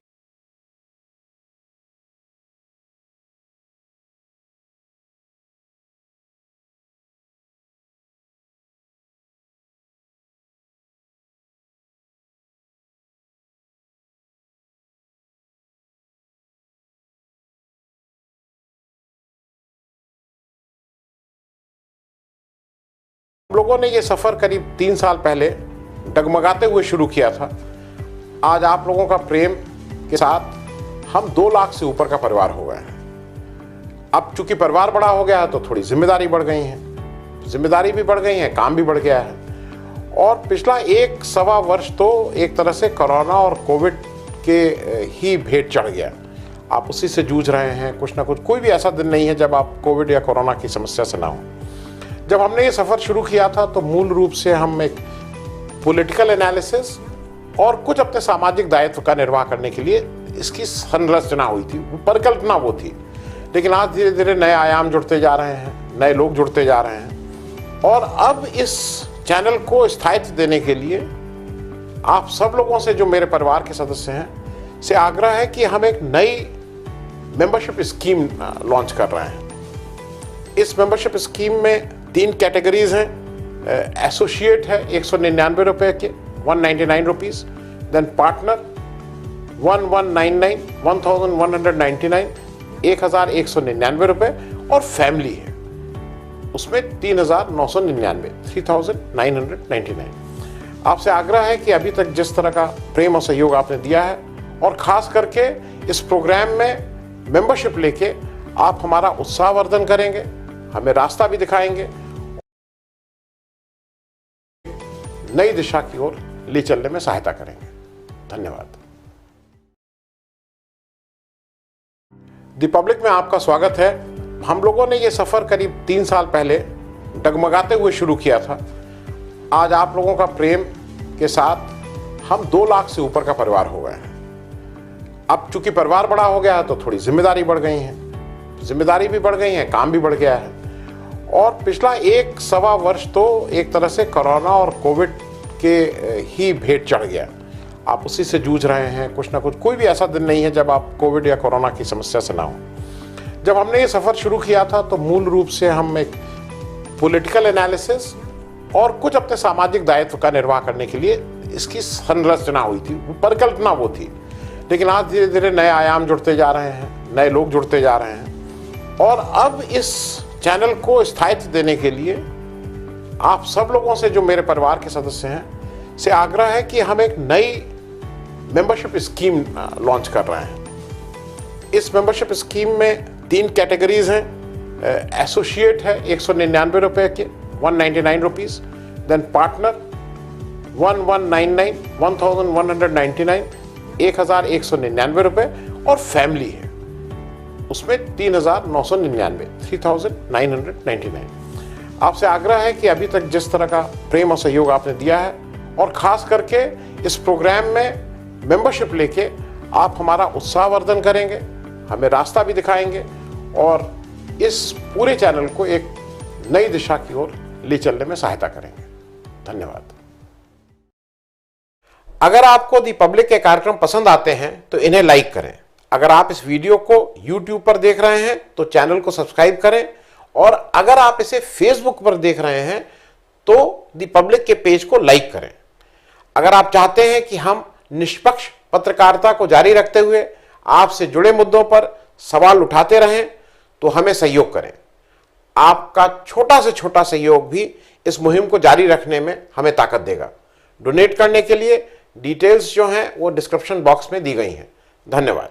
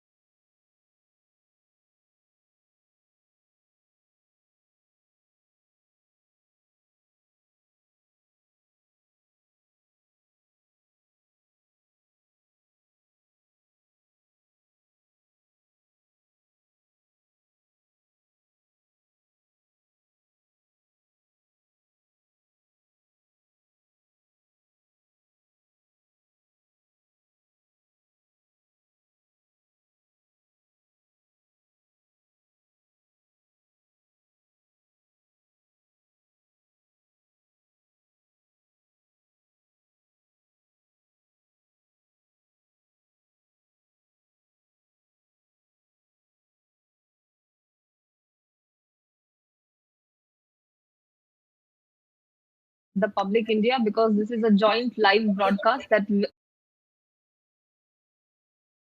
Hindi and English, as well as on Public India platform. So this is a joint discussion where we are going to discuss with our experts, with different panelists. We are going to discuss about the budget that was presented by Nirmala Sitharaman. This was her fourth budget in the second Modi ministry, NDA 2, but it was her second budget in the COVID pandemic. So a lot of expectations were there, especially in terms of, as we heard before the budget began, there were expectations in terms of there will be changes be brought in terms of inflation. There are issues that the government needs to look at, which are not only inflation but also the issue of unemployment, rising inflation, and several other issues. Economic recovery is also one major issue. So today we are going to discuss about all those issues and the budget, what exactly the budget said, and did this budget exactly fulfill the promises or the expectations of the people that people had? Because in fact, it was expected that it could be.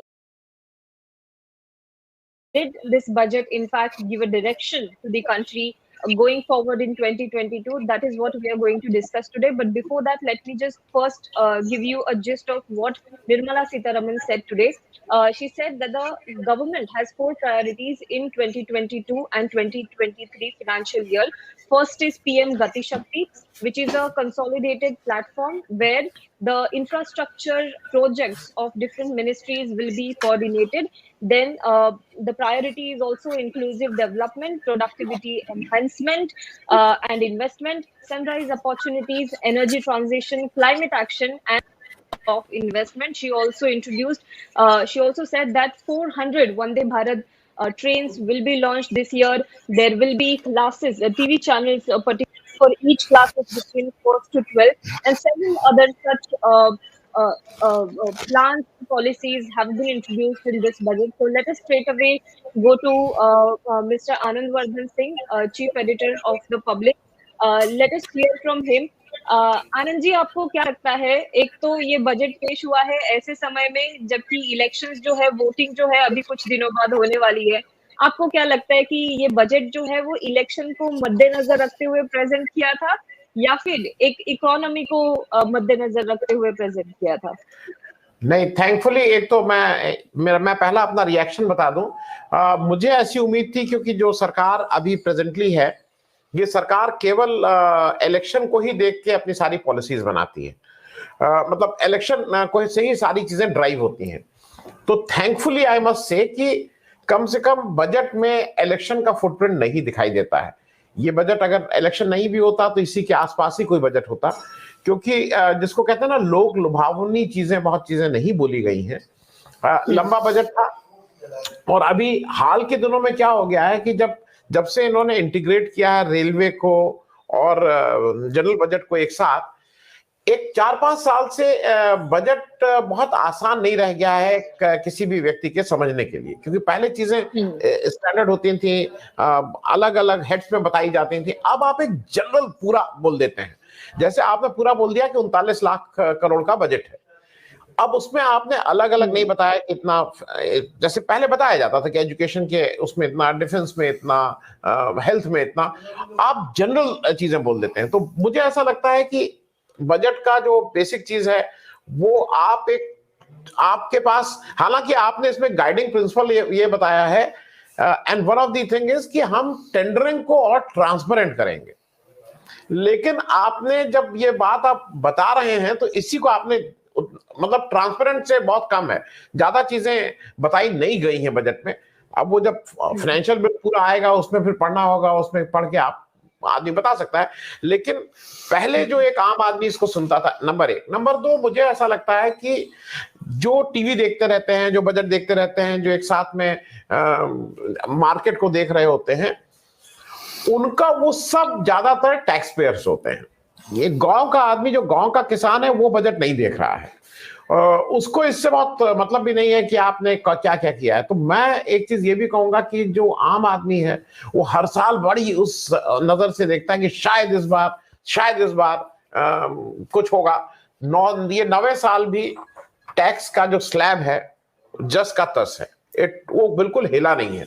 तो मुझे ऐसा लगता है कि अगर पिछले 8 साल में या 9 साल में आप एक तरफ कहते हैं कि ग्रोथ हो रही है, एक तरफ आप कहते हैं कि महंगाई बढ़ रही है, एक तरफ ये भी मानते हैं कि लोगों की इनकम्स बढ़ी हैं, तो टैक्स स्लैब को वैसे ही छूना मुझे लगता है कहीं ना कहीं वो जाती है एक जो टैक्स पेयर है। मैं फिर बात कर रहा हूं, देश के इकोनॉमी में एक ओवरऑल उसमें किसान अलग है, वो अलग है, लेकिन जो कम से कम टैक्स दे रहे हैं और खास करके मिडिल इनकम ग्रुप वाले या लोअर इनकम ग्रुप वाले जो भी टैक्स दे रहे हैं, उनके साथ थोड़ा ये हार्श है, क्योंकि उनको पिछले 9 साल से टैक्स स्लैब में कोई राहत नहीं मिली है और खुद ही एडमिटेड है कि देयर इज सरकार कहती है ग्रोथ हो रही है, सरकार कहती है इन्फ्लेशन है, ये सारी चीजें हैं।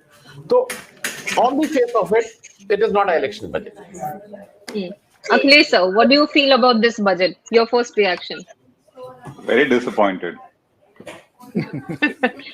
We were discussing, in fact, will it be a booster budget? What do you think about that? Was It is not a booster. It is even not a a booster budget. It is not a booster budget. If you permit me, I have my reasons to say that. Yes. Aarti, we were discussing, and I had spoken that what do I expect from a budget?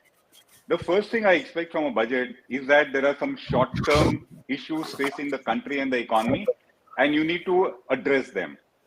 The second thing I had said is there should be a medium-term strategy for the country and for the economy. And the third is we need a vision for the economy. So a budget to me has to have 3 statements in it. One is what is to be immediately done. Second is what should be a strategy. And third is what is the vision we are talking about. All that I can see in this budget is a vision without getting into what are the specifics. So a lot of big statements have been made of we will do this, we will do that, etc. But the specifics are missing, and that's where it comes. What has been missed out from this budget primarily is addressing those issues which are hurting the economy today. And I'll repeat, what are those issues which are hurting the economy? Unemployment is a big problem. Inflation is a big problem. Because of unemployment and inflation, consumer spending is a big problem. Private sector is not willing to invest in the country. They are sitting on the fence. And of course, the MSME sector is struggling. For all of them, I would have expected some kind of immediate measures to give relief to them, such that they build up into a strategy of growth in the medium term, and then you need a big vision. So the budget started with a 25-year vision from 75 to 100. I don't know whether that vision is going to be executed in the first 5 years or in the last 5 years of the 25-year period.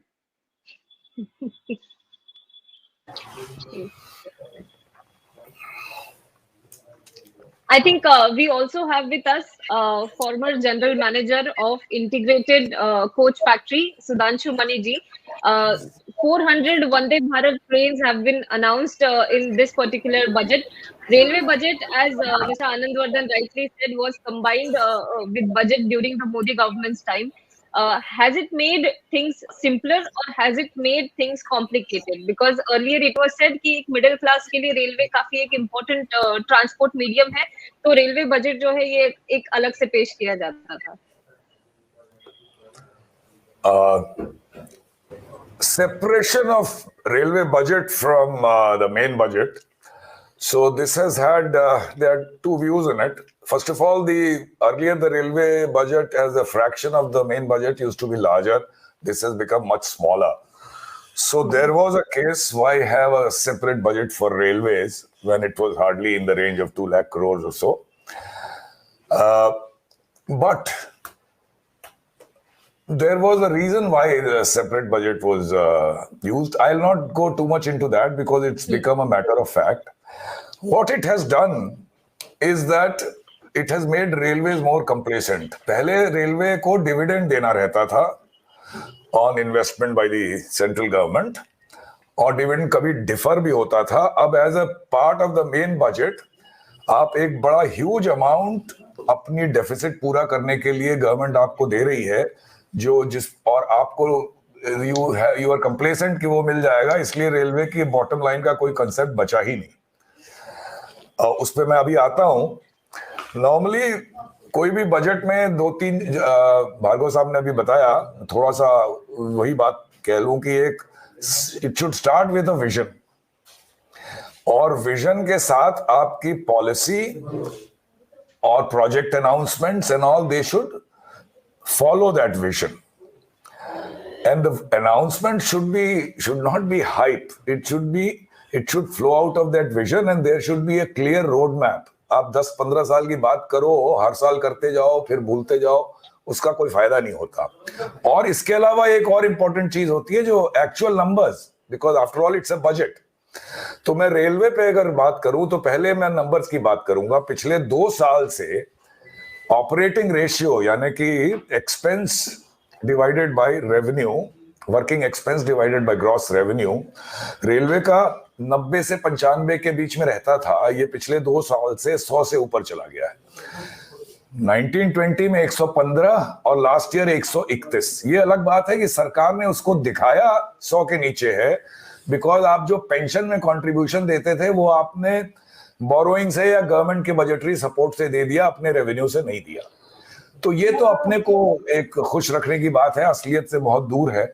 इस साल के numbers अभी मैंने नहीं देखे हैं जो budget paper में आए होंगे, लेकिन इतना मुझे मालूम है कि इस साल भी ये नंबर based on the revenue is not going to be more than 1.9 lakh crore, जबकि इन्होंने प्रोजेक्ट किया था 2.17 लाख करोड़.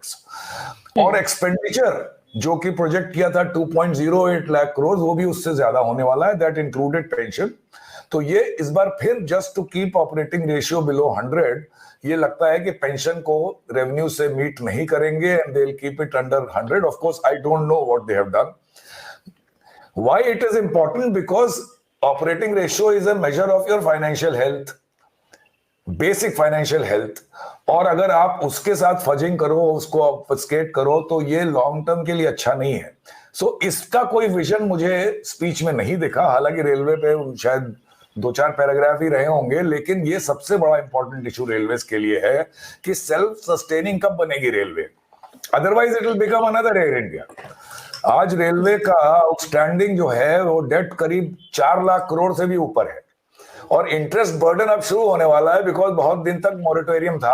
आप कैपिटल में बहुत खर्चा किए जा रहे हो. पिछले साल हाईएस्ट 1.5 लाख करोड़ आपने खर्चा किया फॉर एन ऑर्गेनाइजेशन जिसका रेवेन्यू ही उसी रेंज में है. तो इस पे भी कोई मुझे बात नजर नहीं आई. अब नंबर्स में देखूंगा तो समझ में आएगा, but that is disappointing because the budget in this main speech they should have first talked of the financial health of railways, because we don't want to see that 4-5 years from now air India का घाटा अब 27 करोड़ था तो आपको उसे बेचना पड़ा. Railway का 5 साल बाद शायद 200-250 करोड़ पर डे हो जाएगा अगर ऐसी ही चीजें चलती रही. ये एक बात हुई.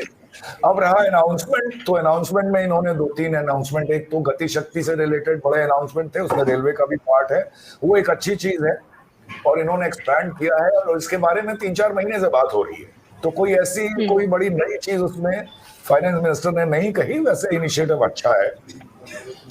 एक इन्होंने कहा है 100 इंटरमोडल कार्गो टर्मिनल सेटअप किए जाएंगे. That is also a good move because in spite of all the negativity, let me tell you that earnings of railways, especially in freight, this year has increased by 15 to 20% over 2 years back, pre-COVID level. So that's a good sign. एक announcement, because you started with that, was 400 Vande Bharat trains. So अब इसके बारे में तो मैं यही कहूंगा कि भाई intention seems to be very good, and as the creator I feel very very happy. But we have to keep in mind that पिछले 3.25 साल में एक भी नहीं बनी है. अब जो 2 बन गई उसके बाद, और अगले 3 साल में 400. So why make such hype? I mean ये 400 बन ही नहीं सकती 3 साल में. So we are happy. जब प्राइम मिनिस्टर ने 75 की बात की तो उससे ही हम लोग खुश थे. तो I don't know why make such announcements which will be very difficult to realize. अगर realize हो जाए तो I'll be the happiest person, but I think it will be very difficult. But the intention seems to be good, and I'm happy about that. ये जो budget दिख रहा है सुधांशु जी, Akhilesh sir से भी मैं ये सवाल का जवाब लेना चाहूंगा. ये बजट चलो ये जो 5 राज्यों में चुनाव है उनके पॉइंट ऑफ व्यू से तो नहीं दिख रहा है, लेकिन क्या इस बजट को ये कहा जा सकता है कि 2024 में जो लोकसभा चुनाव होने हैं उसके लिए इस बजट को बनाया गया है? मैं इतना कहूंगा कि देखिए, लोग, हालांकि आनंद ने कहा कि इनकम टैक्स पे भी बड़ा स्मॉल परसेंटेज है, लेकिन उससे वाइब्स एक बनता है और एक फील गुड आता है उससे, तो वो उसमें कोई अनाउंसमेंट नहीं है। मेरी अपनी रीडिंग है कि ये लॉन्ग ओवरड्यू है, लेकिन वो उसके नहीं होने का मुझे पर्पस लगता है कि ये जैसे जैसे 2024 के पास आएंगे तब शायद वो कंट्री वाइड उसका बेनिफिट लेने के लिए तब अनाउंसमेंट होगा, इस साल तो नहीं है।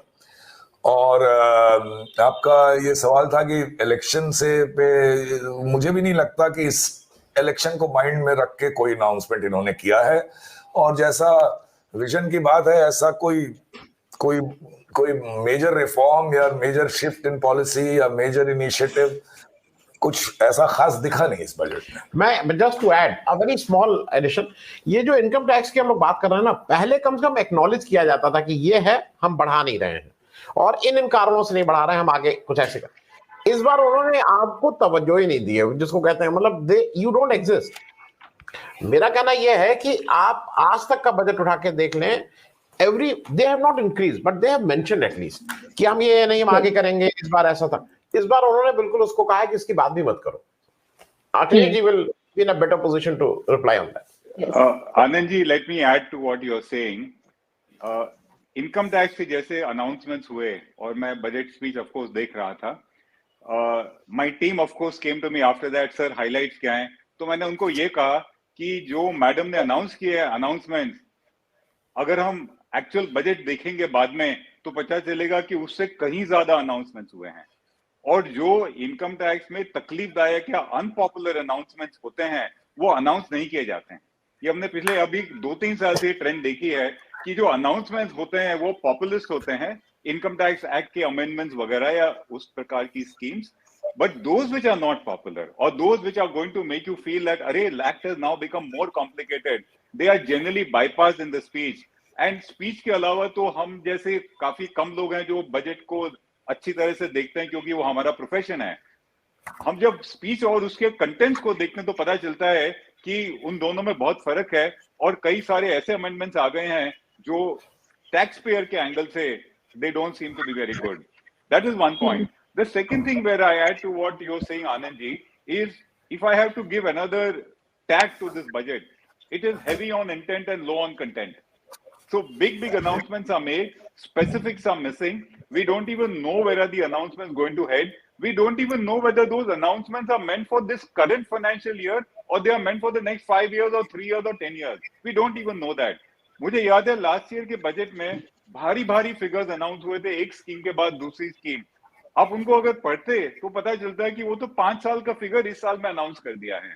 तो ये जो heavy on intent and low on content वाला सिलसिला है, उसके कारण होता यह है कि ground level execution side does not really become what is being declared to be. So from sheer drafting and presentation perspective, it becomes very misleading, Anand ji. Yes, just one more thing, because Akhilesh ji, you are in the best position to answer. I'm talking of मेरा रोजमर्रा का जो experience है, एक middle class हम लोग, we all have our account in a public sector bank. I go to a public sector bank, वो कहता है कि नहीं सर्वर डाउन है, passbook cannot be updated. And now you are talking of a digital and you are talking of a digital, what this digital rupee is going to be. क्योंकि ये कुछ बड़े आदमियों का मुझे लग रहा है कि बड़े आदमियों के लिए देश हो गया है, वो कुछ डिजिटल रूपी वही समझेंगे और वही करेंगे। Because even if my passbook you cannot update, and you are now talking of you want me to live in a digital regime. Anand ji, I'll tell you the confusion which is coming even more. The central bank digital currency, CBDC as we call it, is the digital currency जो reserve bank introduce करेगा। अब question ये आता है कि अगर आज हमारे इतने सारे पेमेंट ई पेमेंट हो जाते हैं, आप यानी right up to your phone level आप गूगल पे कर देते हैं, पेटीएम कर देते हैं, all kinds of transactions today are happening without any currency. तो what role is digital currency really going to play is the question. Are you just trying to say that we are looking modern and now we are going to have blockchain based currency? Is that what you're trying to say? Because where is Paytm not going to do what your digital currency is going to do, or where is your e-payment going to do something with digital currency is on a different platform? तो सबसे पहले issue तो ये आ रहा है। related to that is we have to read digital currency introduction along with जो crypto के ऊपर उन्होंने टैक्स का मेजर लेके आए हैं.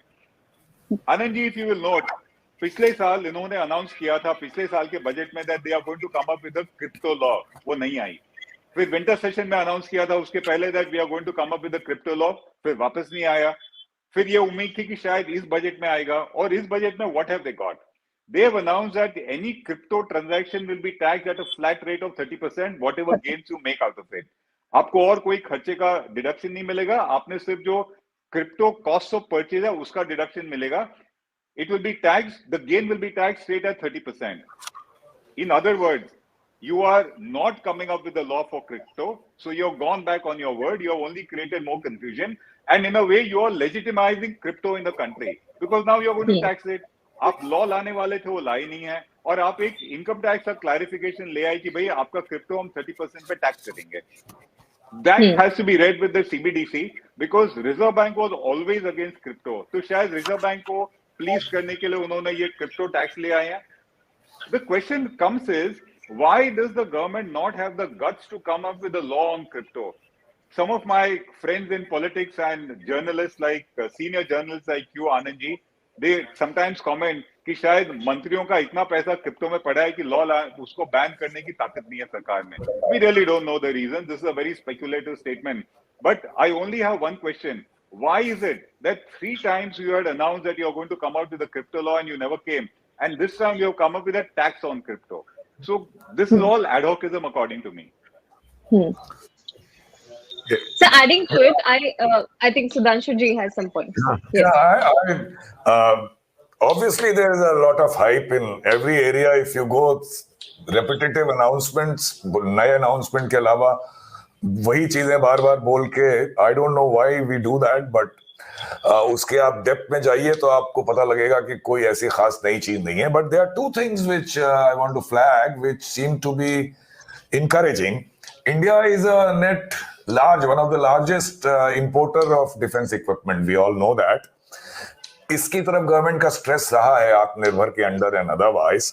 And the announcement this year is that the 68% of the procurement would be done from domestic industry in 22-23, and 25% of the budget, R&D budget, would be in association with the private sector.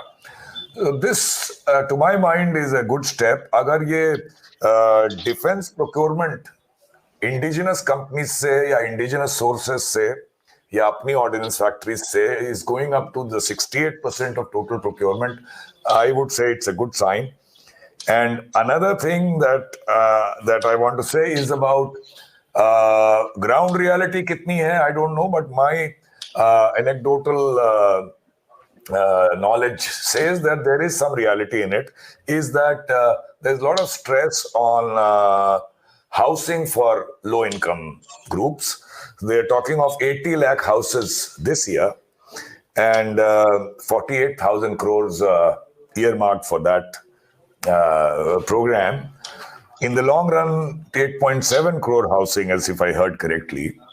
So I would place these 2 things as a good announcement and good progress. Sudhanshu ji, I have one clarification for you on this.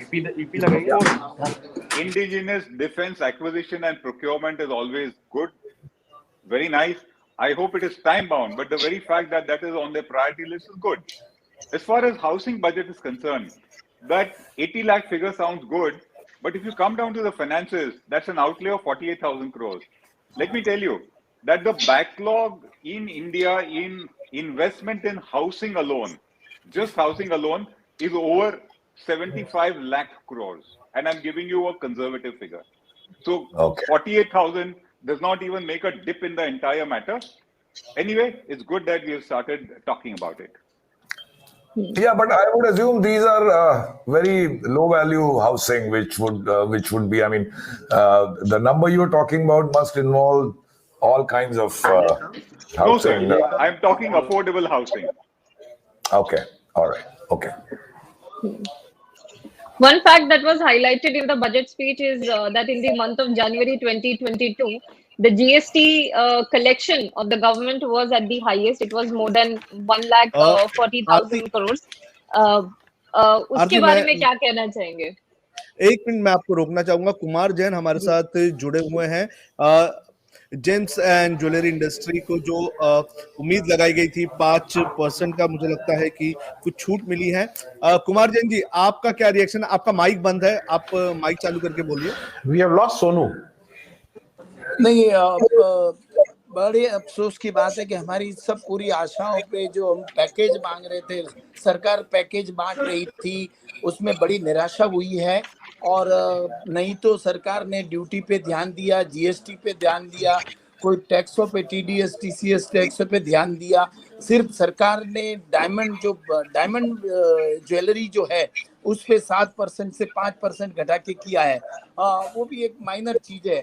लोग हिंदुस्तान में 150 करोड़ लोगों की आबादी में हमेशा उनका concentration gold पे रहता है। गोल्ड जो है एक ट्रांसपेरेंट बिजनेस है, वहां पे लुका छुपी नहीं रहती। एक छोटे से छोटे बच्चा रहता है, उसको गोल्ड का रेट मालूम रहता है, बाइंग सेलिंग मालूम रहती है, और एक बहुत बड़ी एसेट है। सदियों से लोग इसमें इन्वेस्ट करते आ रहे हैं, तो सरकार ने इस पर कुछ ध्यान नहीं दिया है। और मतलब मिला जुला के हमारा जो जेम ज्वेलरी इंडस्ट्री का जो गोल्ड का बजट है वो निराशाजनक ही बजट रहा है। आपने क्या उम्मीद लगा के रखी थी? क्या आप लोगों को हम क्या सोच, रियायत मिली? सरकार ने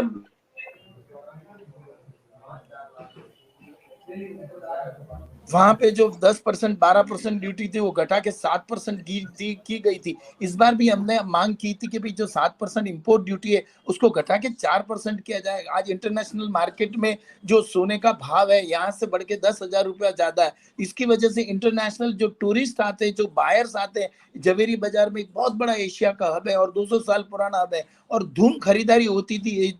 इम्पोर्ट ड्यूटी जब 1% 2% थी, लोग आते थे यहाँ पे। हस्त काम जो हाथ की कारीगरी है उसकी काम की मास्टरी थी। लगभग 4 लाख कारीगर यहाँ बैठ के काम करते हैं। हिंदुस्तान में 2 करोड़ लोग इस इंडस्ट्री से जुड़े हुए हैं।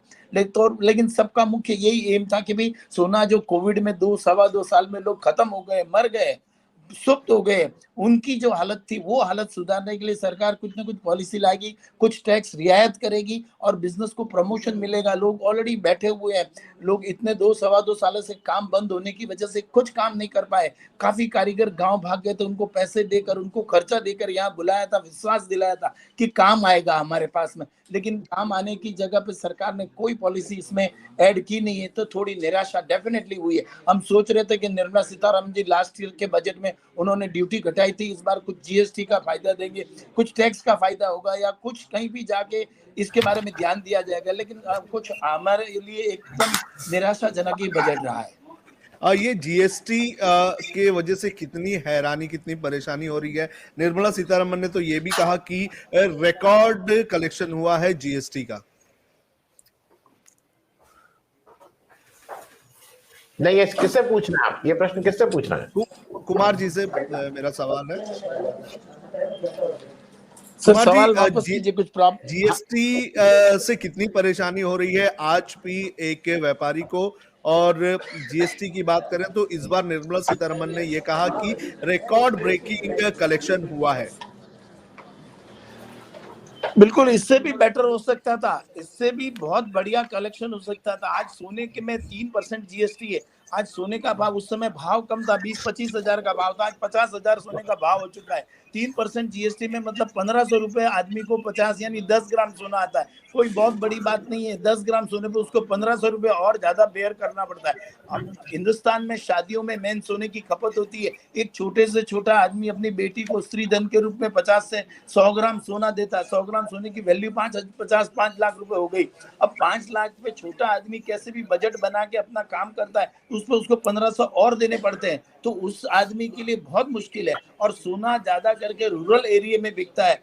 मेट्रो सिटी में सोने की इतनी मांग नहीं रहती है। तो रूरल यानी जो सरकार चाहती है कि गरीब लोगों का ऊपर आना हो, तो उसके लिए सरकार को जीएसटी का प्रावधान देना ही पड़ेगा। डेफिनेटली बिजनेस है, लोग काम करते हैं और भी कई सोचते। सोना जो है इस बार रिकॉर्ड में 1150 सोना इंपोर्ट हुआ है। यूजुअली हिंदुस्तान में 850 टन से ज्यादा सोना इंपोर्ट नहीं होता। तो सोने की जो आने वाले समय में मई में मांग है, अब की बार शादियों की बात करें, जो शादी का सबसे पहला मुहूर्त था उसमें 1,54,000 शादियां हुई थी और अब मिड जुलाई तक शादियां हैं। तो सरकार अगर चाहती है कि इससे भी अच्छा रिजल्ट आवे, डेफिनेटली आज गोल्ड का सबसे बड़ा सहयोग है। जेम ज्वेलरी इंडस्ट्री जो टैक्स भरती है, जीएसटी भरती है, उसमें उनका सबसे बड़ा सहयोग है, टैक्स में भी बड़ा सहयोग है। तो कहीं ना कहीं जाके रियायत होगी तो और ट्रांसपेरेंटी आएगी, ज्यादा से ज्यादा लोग अपना जीएसटी में जुड़ेंगे और ज्यादा से ज्यादा जो परचेज करने वाले आएंगे वो जीएसटी पे करके अपना काम करेंगे। तो सरकार को इसमें वापस एक बार देखना ही होगा, रिकंसिडर करना होगा। अच्छी बात है, जीएसटी का रिकॉर्ड ब्रेक आया,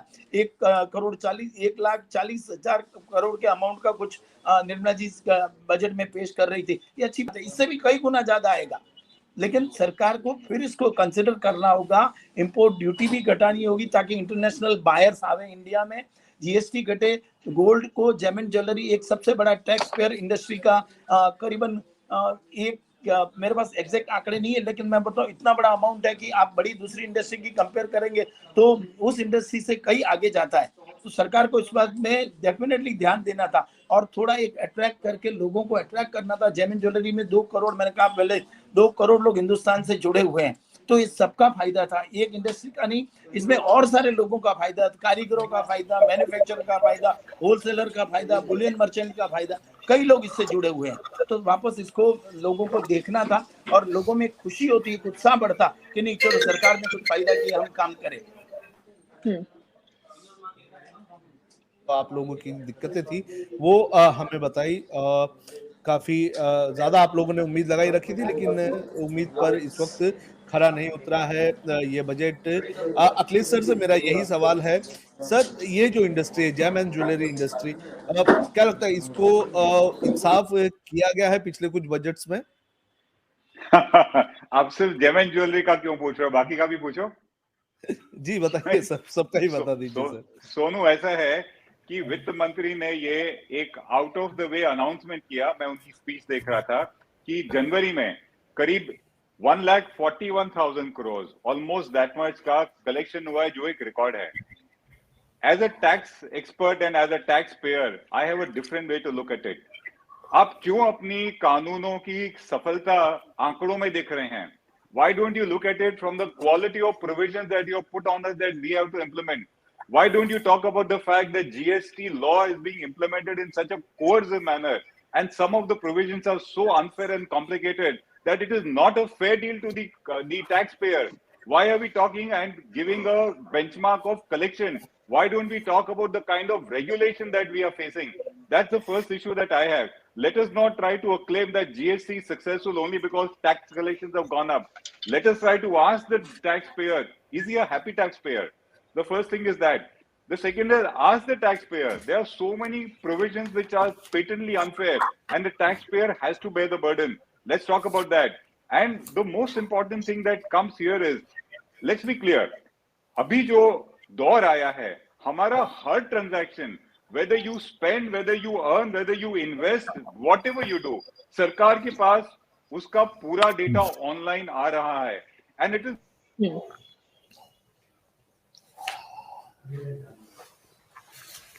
आई थिंक अखिलेश सर का जो स्क्रीन है वो फ्रीज हो गया। आनंद जी, आप बताइए, ये जो जीएसटी का जो एक इशू है, ये काफी एक ऐसा इशू है कि जो लोगों के लिए काफी खल रहा है। गवर्नमेंट तो हैप्पी है कि बाबा हमारा जीएसटी कलेक्शन है वो काफी ज्यादा बढ़ गया, लोग हैप्पी नहीं दिख रहे हैं यहाँ पे। नहीं आरती जी, इसका 2 पक्ष है। देखिए, एक पक्ष ये है कि मैं मान लीजिए आप महाराष्ट्र में रहती हैं, मैं उत्तर प्रदेश में रहता हूं, को कहें तो इसका एक पक्ष ये है कि मैं एक जीएसटी देता हूं ऑन एनी गुड्स, जो फिर फाइनली जाके सेंट्रल गवर्नमेंट उसको कलेक्ट करती है। और ये बजट में नहीं था, क्योंकि बजट ने इसको इतना कम बताया है। एक डिस्क्लोजर और चाहिए था, क्योंकि बार बार ये सरकार कह रही है कि ट्रांसपेरेंसी, वो कह रही है टेंडर में ट्रांसपेरेंसी। सरकार के अपने नियमों में भी ट्रांसपेरेंसी आनी चाहिए, क्योंकि जीएसटी का एक बहुत बड़ा इशू यह है कि other than the record collection, you are collecting on behalf of the state governments, और वो आप उनको कई महीनों तक उनका पैसा नहीं दे रहे। You are not paying their due for months together, they are in a bad shape. तो आपको ये भी बताना चाहिए कि मैंने जनवरी में मान लीजिए 100 रुपया लिया and my disbursement to the share of the state government is up to date up to November or December or October. क्योंकि अगर आप ये नहीं बता रहे हैं, आप लेते जा रहे हैं पैसा, तो आप पैसा लेके मैं यूपी में रहता हूं, मेरी स्टेट को आप वापस पैसा नहीं दे रहे हैं, तो ये प्रोविजन, ये बजट का प्रोविजन नहीं है, लेकिन इसको कहीं ना कहीं डिस्क्लोजर होना चाहिए. इट इज इंपॉर्टेंट बिकॉज आप पैसा ही नहीं देते हैं, and which is difficult. All the state governments are facing that problem. Akhilesh ji, ये आउट ऑफ थोड़ा मैं आज बजट से हट के बात कर रहा था, लेकिन अगर जीएसटी का आप डिस्क्लोजर नहीं करेंगे कि वो पैसा आप 1,41,000 नहीं, आप 11 लाख करोड़ कर लीजिए और अपने पास लेके उसको खर्चा कर डालिए, स्टेट गवर्नमेंट को उनका ड्यूज ना दीजिए, तो what good this record collection is. मैं एक चीज अखिलेश जी आपसे जल्दी से पूछना चाह रहा था सर. वी ऑल नो कि देर जो और जिसको शुरू किया था हमारे फाइनेंस मिनिस्टर ने, उन्होंने कहा था कि एजुकेशन में because of the disparity that खास करके गांव में रहने वाले वीकर सेक्शन, एससी, एसटी, उन्होंने नाम से कहा था, उन लोगों की बहुत दिक्कत है और उन लोगों को वो प्रॉपर एजुकेशन नहीं मिल पाई है जो अर्बन पॉपुलेशन को मिली थी because of the, I mean we all know कि आज अर्बन जो शहरों में रह रहे हैं उनको ऑनलाइन क्लासेस ये सब की सुविधा है. No, he has started PM e Vidya, 1 class 1 TV channel. No, ये कुछ कहीं और रह के, किसी और दुनिया में रह के इन लोग ये सब प्लान बनाते हैं क्या? मतलब वीकर सेक्शन, एससी एसटी के लिए, क्योंकि उनको नहीं मिल पाया था, तो जो लेवलर है, that leveller according to him is 1 class 1 TV channel, और जो हम सेट टॉप बॉक्स से देंगे. ये क्या मतलब, ये कौन सा देश है भाई? अखिलेश जी, मैं आपसे समझना चाहूंगा. सर, ये इकोनॉमिक्स से ज्यादा पॉलिटिकल इशू है मेरे हिसाब से, बिकॉज अगर इस प्रकार की कोई पॉलिसी बन रही है, तो क्यों एक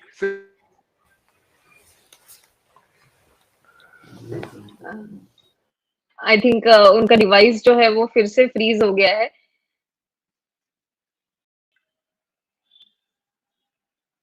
मैं इसी से रिलेटेड एक दूसरा भी है, क्योंकि वो प्रश्न भी है, और मैं सुधांशु से ही पूछ लूंगा. मुझे लगता है कि एक उन्होंने नया प्रोविजन किया है पहली बार मेंटल हेल्थ के लिए, health tele mental health programme कुछ थे. मुझे लगता है सबसे पहले अपने मंत्री और अपने उन लोगों को इस मेंटल हेल्थ वाले में भेज देना चाहिए. सुधांशु जी, मैं आपसे पूछूंगा.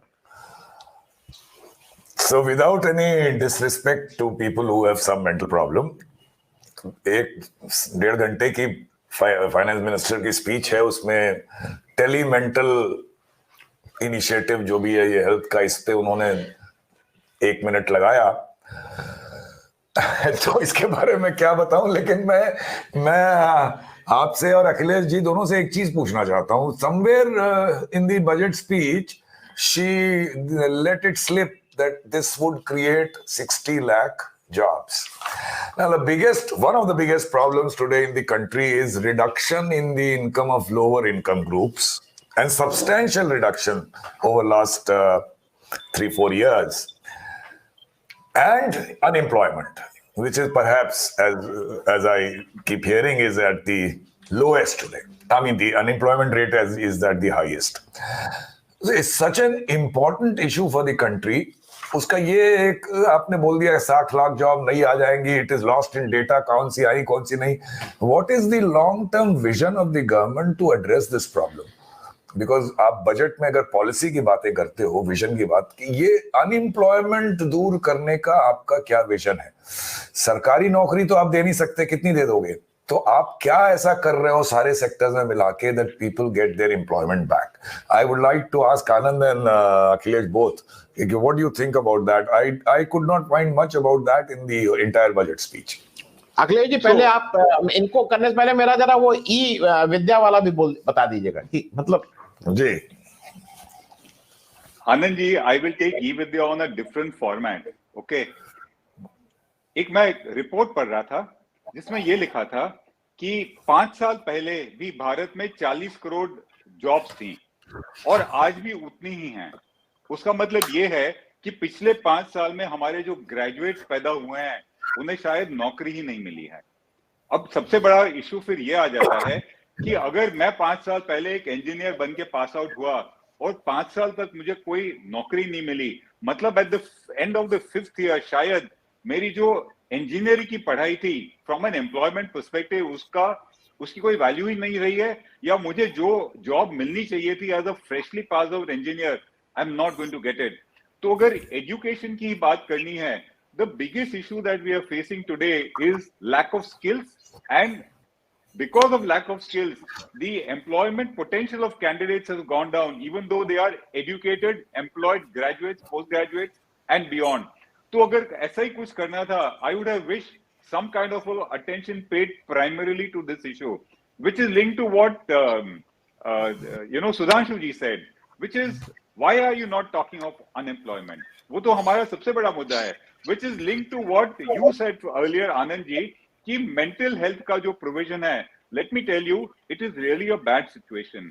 पिछले 2 सालों में जो एमएसएमई और अनऑर्गेनाइज्ड सेक्टर का एंटरप्रेन्योर है, उनकी जो मॉनेटरी फाइनेंशियल हेल्थ इतनी बुरी तरह से पिटी है that there is a lot of depression and mental health problem going on. और उसका सोल्यूशन है, निवारण इसका नहीं है कि आप कोई बजट में प्रोविजन करें, उसका तो एक्चुअल सोल्यूशन ये है कि जॉब्स दीजिए, लाइवलीहुड दीजिए, सबकी मेंटल हेल्थ ठीक हो जाएगी।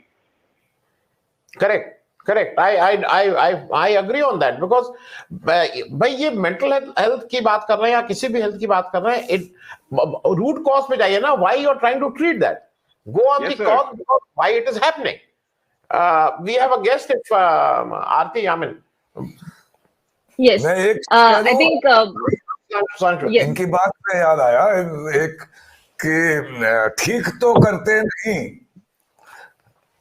ठीक तो करते नहीं बुनियाद हमवार को दे रहे हैं गालियां गिरती हुई दीवार को। मतलब आप दीवार तो गिर रही है, उसको गाली दे रहे हैं, दीवार क्यों गिर रही है उस तरफ नहीं जा रहे। तो अगर आपको डिप्रेशन हुआ है तो आपको फोन पे हम बात करके आपको ट्रीट कर देंगे, लेकिन आपको डिप्रेशन क्यों हुआ उसकी बात नहीं करेंगे। सर नौकरियां दीजिए, सबका डिप्रेशन निकल जाएगा। Correct. I think we are also joined by Mr. Sunil Shah, is a market expert. Sir, first of all, my question: after this budget, what is the situation of market? Is the market happy with this budget?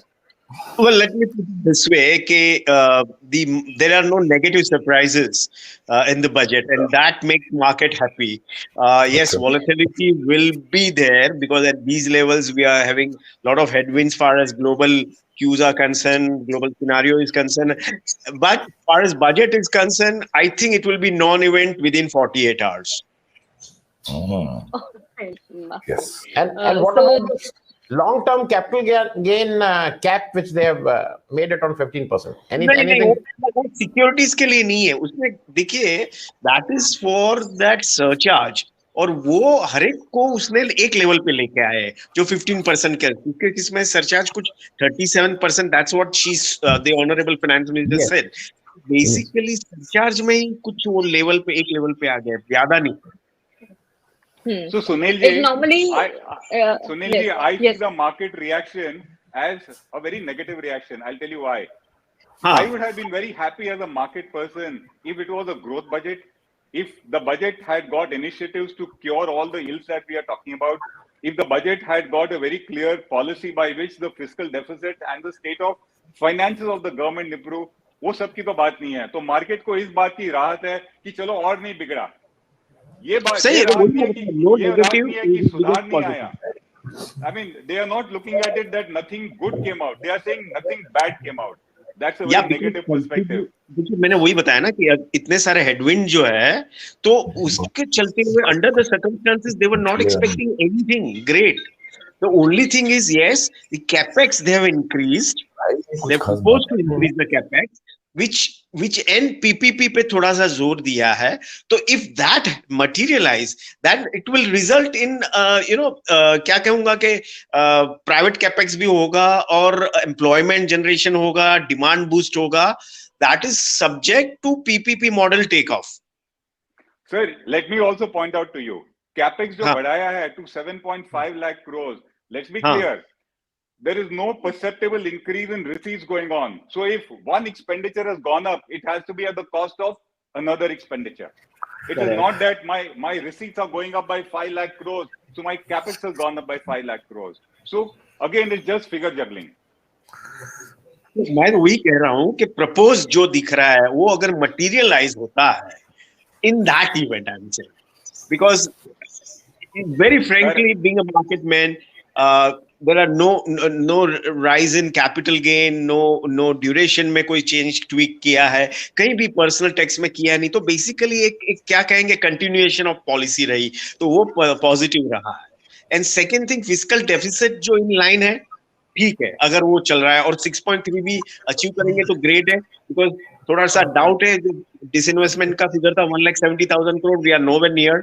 So but under the certain, I have a question. Market ऐसे क्यों नहीं देख रहा है कि अगर income tax की limit 2.5 lakh से 5 लाख बढ़ा दी होती तो हाउस होल्ड का इन्वेस्टेबल सरप्लस बढ़ जाता और आप ही के मार्केट में आके तेजी लाता. वो तो बढ़ाया नहीं है, तो आप स्टेटस क्वो पे क्यों इतने खुश हैं?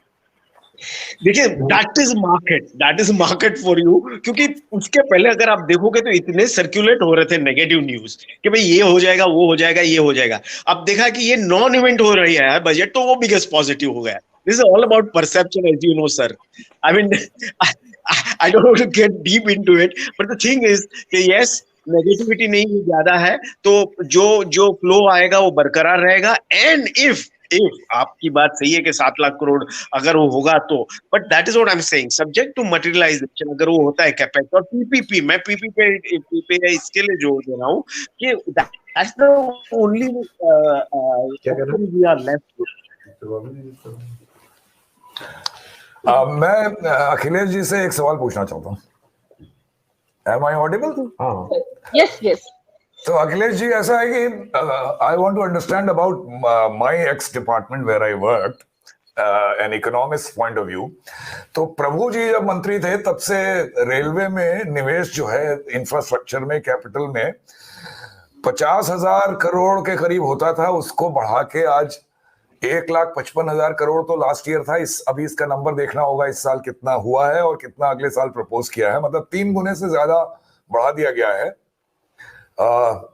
अखिलेश जी को शायद वी हैव लॉस्ट हिम.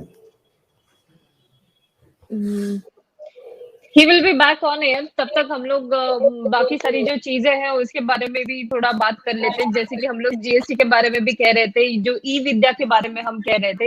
ये पूरे लॉकडाउन के ड्यूरेशन में हम लोगों ने देखा कि कई लोग ऐसे थे, कई बच्चे ऐसे थे who missed out on education because of the online education system that happened. उस ऐसे चक्कर में जहाँ पे गांव में इलेक्ट्रिसिटी नहीं पहुंची है, ऐसे टाइम पे आप एक क्लासेस शुरू कर देते हो ऑनलाइन. आनंद सर, क्या आपको लगता है क्या ये इवन बजट अनाउंसमेंट भी थी? हाँ, मैं इनफैक्ट अखिलेश जी आ गए हैं. अखिलेश जी, सुधांशु का एक क्वेश्चन है आपके लिए. जी, मैं फिर से बताता हूँ. I want to learn something about the department I work all my life.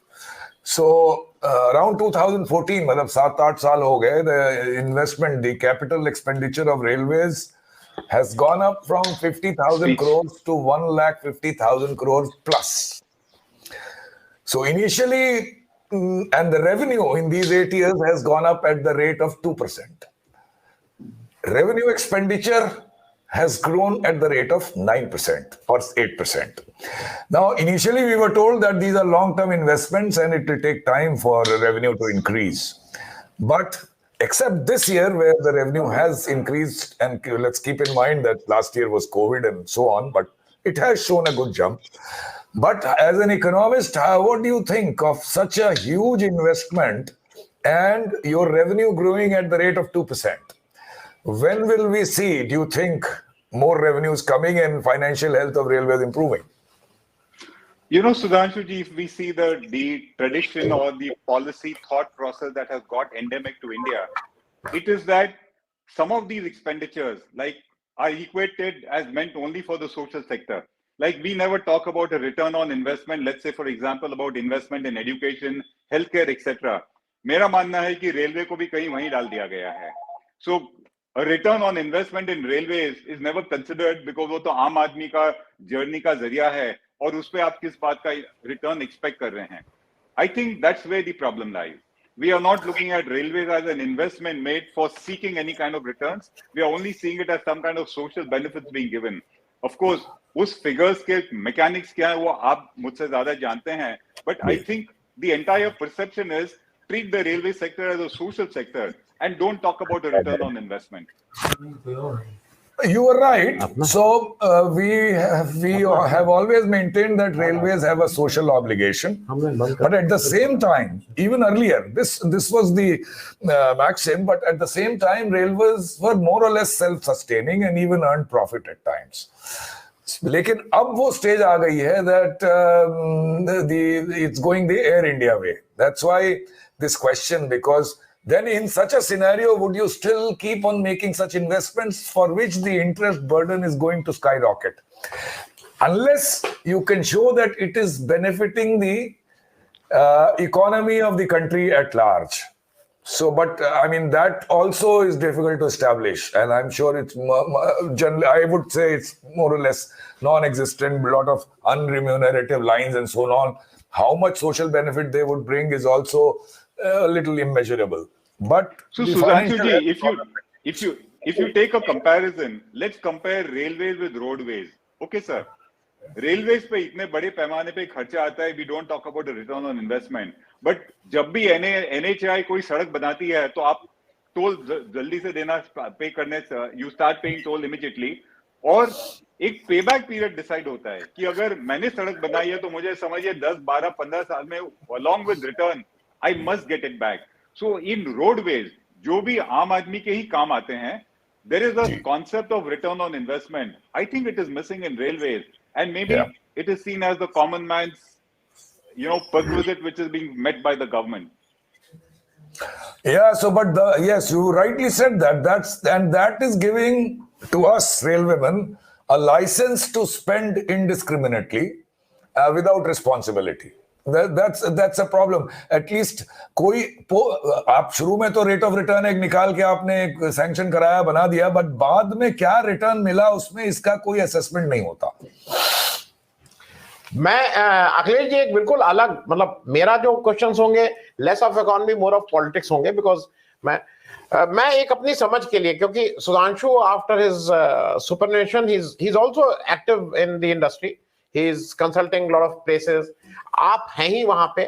मुझे एक चीज और समझ में नहीं आती है, स्टार्टअप जब बात होती है, एवरीवन टॉक्स ऑफ स्टार्टअप, तो पर से स्टार्टअप की बात ये होती है कि कोई नया आ रहा है, कोई नया project, new greenfield type, someone is coming with a new idea and then he is starting the new project. But in my perception, whatever I have seen, 90 people out of 100, more than 90% people who are established in the industry for last 20, 30, 100 years, they are coming and opening a new startup. खोल दो, इसमें कुछ सरकार से incentive, you get some loans at a much less interest rate. वो हो गया है. ये जो जेन्युइन जिसको कहते हैं स्टार्टअप, वो मुझे नहीं दिखता है कि वो स्टार्टअप कहीं आया है. आई mean I want an honest answer आप दोनों लोगों से. पहले भार्गव साहब बताएंगे. Sir, I'll tell you from sheer experience. There are two categories of people.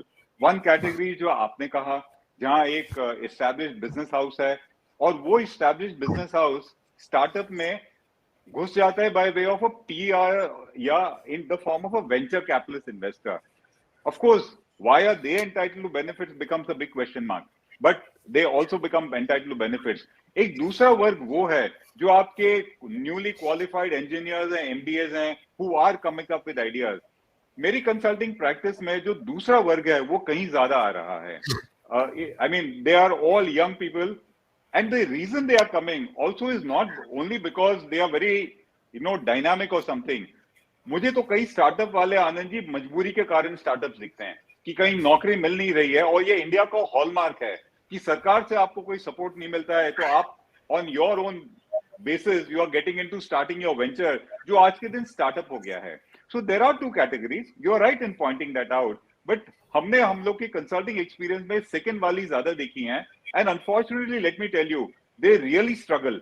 सरकार से कोई इनको इतनी बेनिफिट नहीं मिलती है जो बार बार हमें बताई जाती हैं. Till the time a startup does not catch the fancy of a capitalist or a venture capitalist or a PE fund, they are always struggling. And the failure rate also is very high. But that's the way the startup zone is. I think Mr. Bhargav has covered it well. I'll only add that in my limited area of consultancy, which is more to do with railways and similar field, so I have seen more of the first kind, where existing people established, open another company as a startup and so on. But then when you read about startups, I read only good stories, and they claim a lot of what you are saying. A lot of young people are coming up with many ideas, but my knowledge is does not extend beyond that. So we'll go with what Mr. Bhargav has said. Well, I think one important aspect about startup is also, since I also read a lot of news about startup, how people are starting up. And as rightly pointed out by sir, in the last 2 years, that is the pandemic, a lot of people who have lost their jobs are also coming up with their own startup. And in fact, Prime Minister recently in his speech has also pointed it out as an achievement of India, young India. So on the one hand, we see there is a lot of rosy picture that is painted for startup, that you can start up, you can be your own boss, you can be an entrepreneur. But we don't look at the part where the failure rate is very high. And a lot of youth is taking a plunge into startup, looking at that rosy picture. You're right, Aarti. Well, we also have some questions. We will take some questions from our audience. We have one question from, just a second, called Hawk24381. That's the user ID. He is asking us whether the digital asset transfer, the 30% tax on the gains that have been announced, will that also impact demat holdings, mutual fund, gold bonds held in digital format? Good question, Aarti. While we have not seen the fine print of the law to see what is the definition of a digital asset, because they will have to define it very clearly. But in my opinion, it will not be so. Because if they were to do that, they'll kill